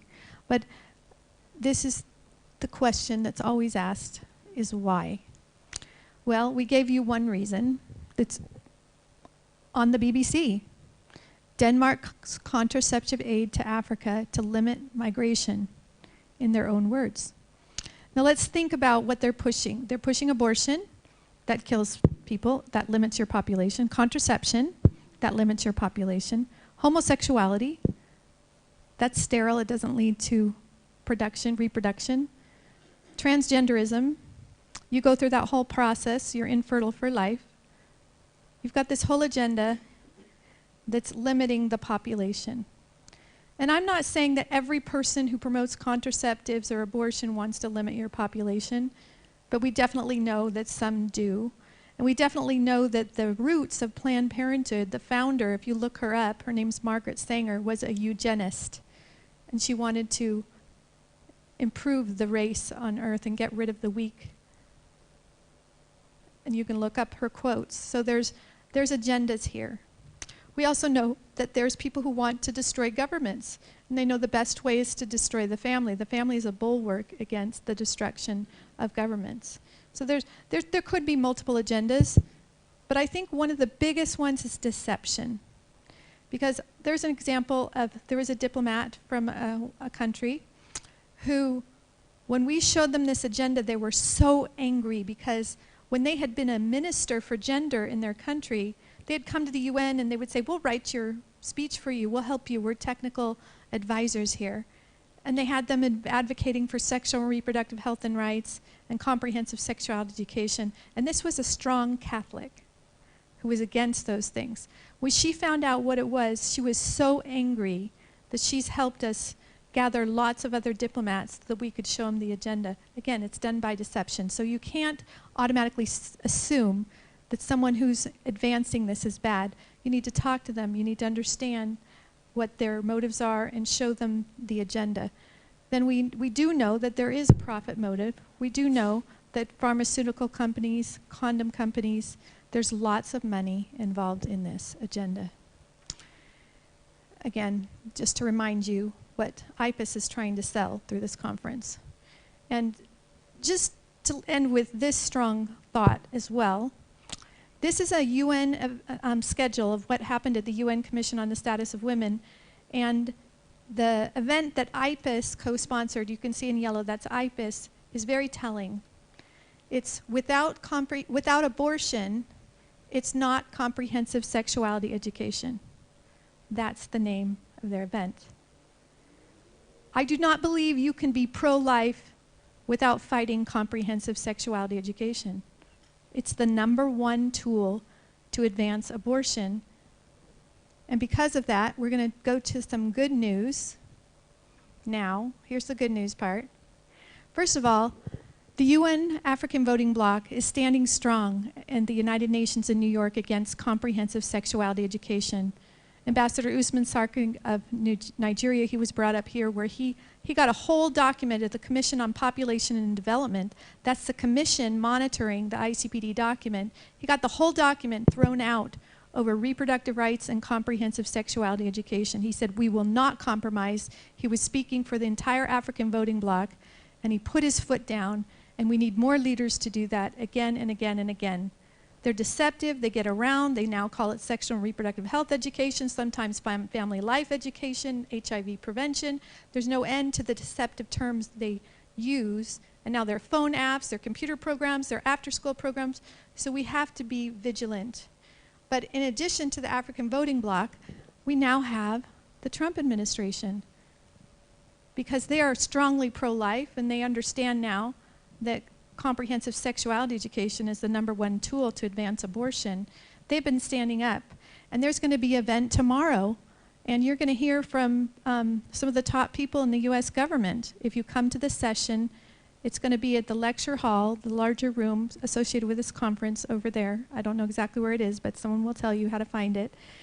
And I believe we have the secretary from Brazil is coming, the secretary from Hungary. We have, I believe, the Archbishop from the Holy See, based here in Kenya at their embassy there. We have all sorts of leaders coming from different nations to make a statement in that session at this parallel conference, because they are against that agenda, and they're going to show the world that this is not international law, it's not international consensus. This is just the celebration of radical pro-abortion, pro-sexual rights organizations that happen here. You have the War on Children. You have this tool. You saw what it did in Uganda. You heard from the representatives here. Use it. Show it in your churches. We have some DVDs if you're going to show it to a congregation, but you can download it from our website. All of our documentaries do. We have some on sexual orientation, gender identity. You can go to our website at familywatch.org and click on the videos. Lots of great tools. And Kenya stood up. This is a clip out of our documentary that we're going to show later tomorrow night here in the lecture hall, The War on Children. They stood up, and I believe some of those here who did that protest? Yes, you were part of that protest. And they pushed back comprehensive sexuality education a few years ago when it was going to be rolled out. We need to do that again and again and again. Namibia, they just had a huge protest. They're trying to roll it out in their country. I believe, let's see, I guess Rodrigo's gone, but I think he led this, he helped with this uprising in Mexico, rising up, demanding that their parental rights be respected and that they leave their children alone. South Africa. Now we all know that South Africa has the most liberal laws in all of Africa. But that's because the majority of the grassroots don't know what's inside this agenda, just like most people don't know, because it's very deceptive. When they started to find out, they just did a huge march. Maybe tomorrow we'll have time to show the video clip of the news, but they're fighting it. They're rising up. The churches are rising up. People are rising up everywhere. Ghana. We just held the World Congress of Families in Ghana, and we've got Teresa Okafor, Dr. Teresa back there, who is the regional representative for this entity, and Catherine, I don't think she's still here, but she was a big part of that. The Ghanaian bishops stood up. The Islamic leaders stood up. All the faith leaders stood up and they said, we do not want this in our country. And they were so effective that the president had so much pressure on him that this was just a few weeks ago. He said, it can never happen that I, as President of the Republic of Ghana, will sit and allow inappropriate material to be introduced to our schools. Now that reminds me of your comment, which regarding age appropriate. Age appropriate is the most deceptive term that I've ever seen. It's used at the United Nations to get comprehensive sexuality education policies passed, because what they'll do is they'll put it in and everybody will fight it, and they'll say, okay, we'll compromise. We'll put age-appropriate comprehensive sexuality education, as if adding sugar to poison or something is somehow going to make it not poison. And I really appreciate what you say, because comprehensive sexuality education is always age inappropriate. So modifying it by age appropriate, that's an oxymoron. It's impossible, because those things aren't good for adults, they aren't good for people of any way. And if you want to understand what the UN considers to be age appropriate, you need to go to our website, stopcsc.org, and click on Materials Exposed button. We have all the different manuals that the UN is pushing. We've identified 15 harmful elements that normally come in these comprehensive sexuality education programs, and we score them against those 15 elements. And most of the ones that the UN agencies are publishing and Planned Parenthood are publishing score 15 out of 15, some 14 out of 15. That African module that I showed you for the teachers scored 15 out of 15 for harmful elements. So the UN, the one you got to click on though, the link you have to click on there is the World Health Organization's Sexuality Education Standards for Europe. In there, they recommend that you start with newborns. Newborns to 4 years old. You can read it black and white, their own quotes. And they say they should be taught to touch their body parts for sexual pleasure, about masturbation. They should be taught to explore their gender identities.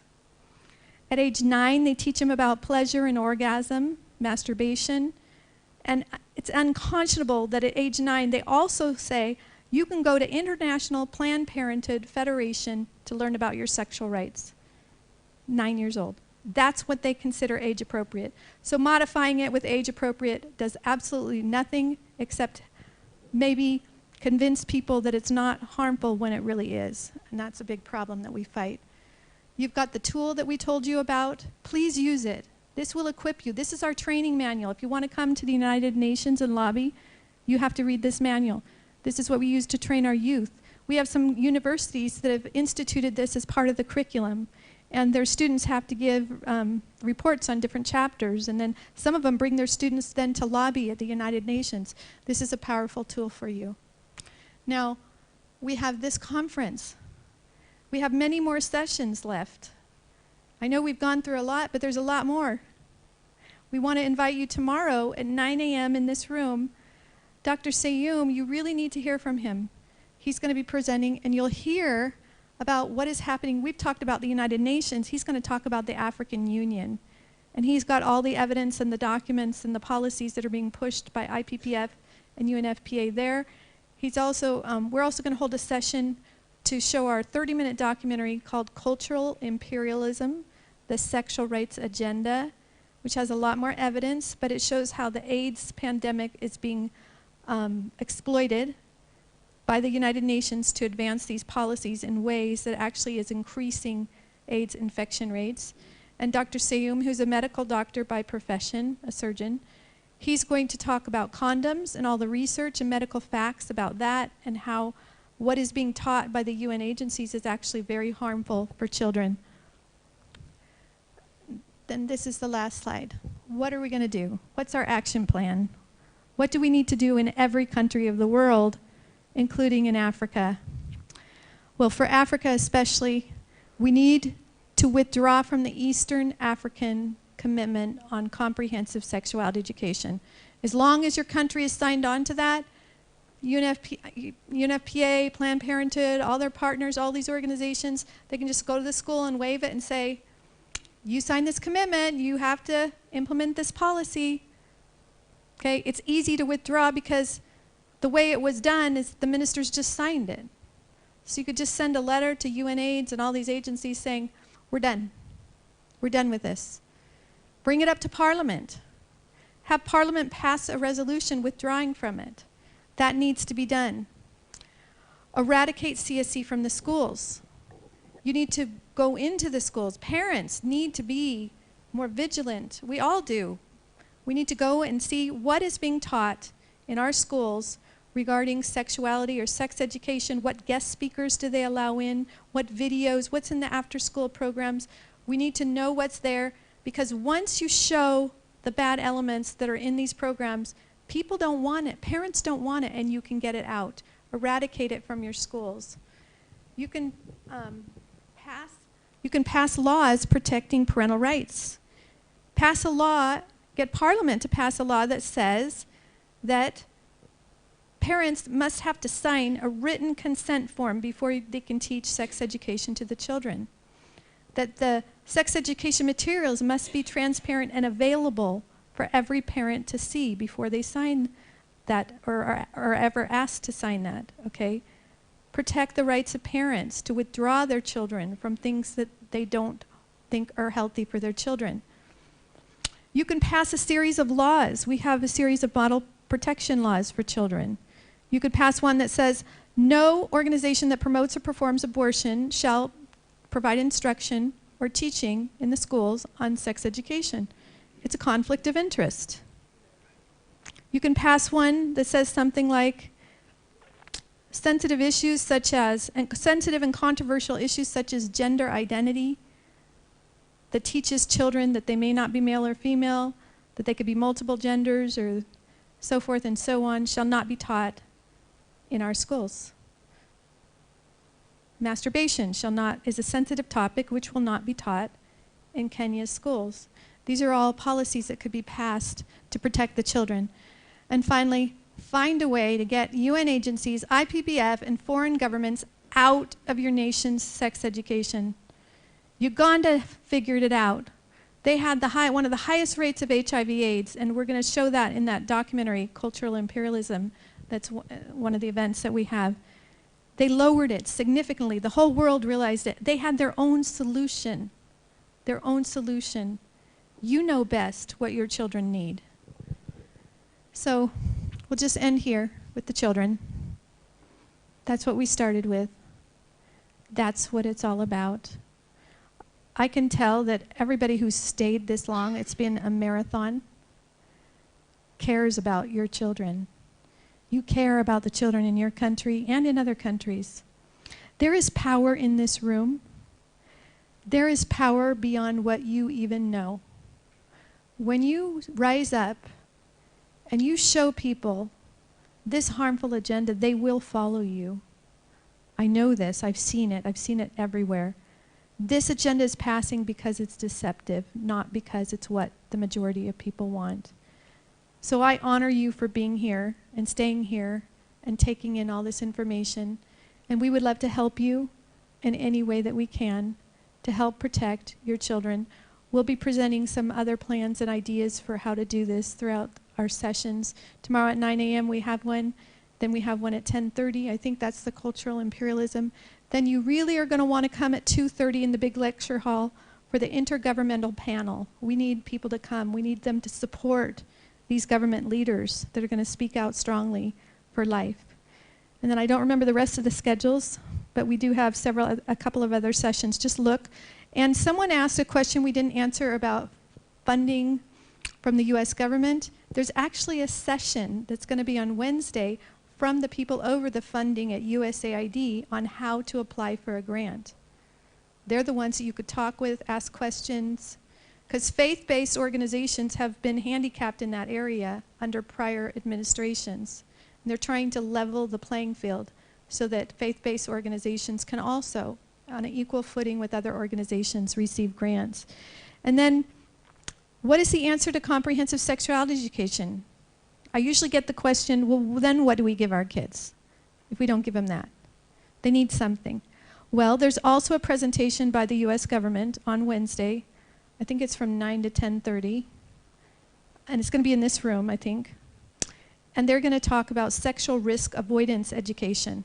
When the Trump administration decided, and they saw the data that shows that comprehensive sexuality education is not working, we have a study that you're going to learn about at the session where we show the war on children, a new study that's going to be a powerful tool for you in fighting it that shows it had an 89% failure rate in Africa, and 24% of the programs in Africa increased sexual risk-taking. So please come to that session where Annie will be presenting.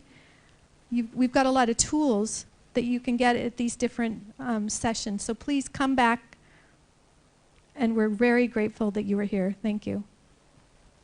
Thank you, Sharon. And thank you all who have been here with us the whole day. The Lordship, Bishop, Honorable Member of Parliament, and all of you who are here. I just want to conclude by telling you what I came across just a month back. A friend of mine sent me a WhatsApp message, and it was very shocking.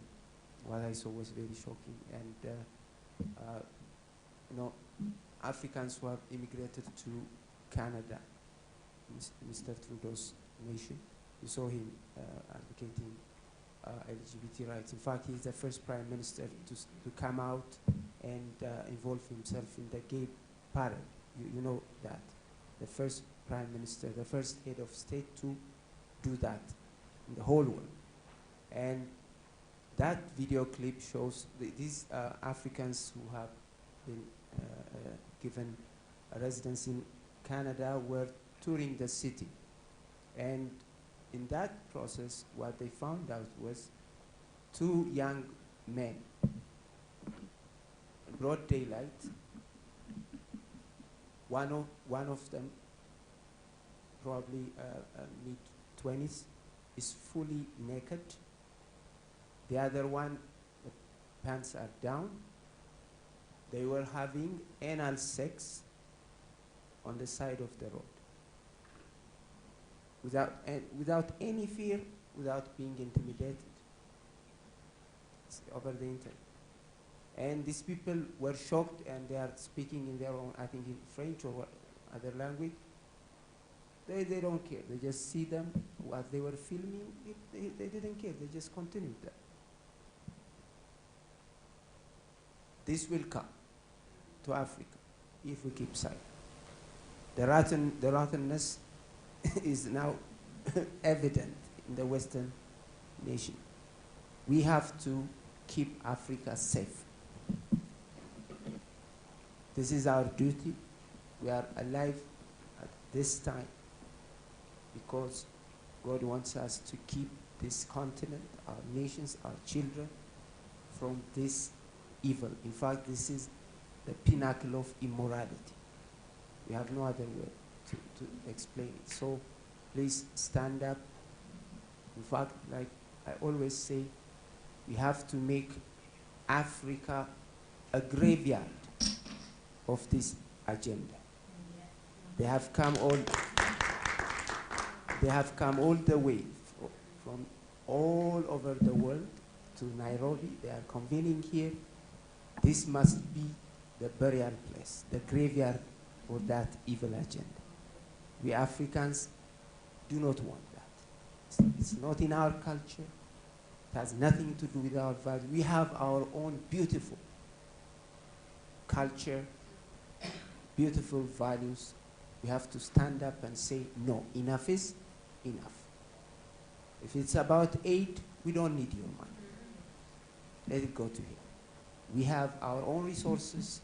We are going to work hard and flourish.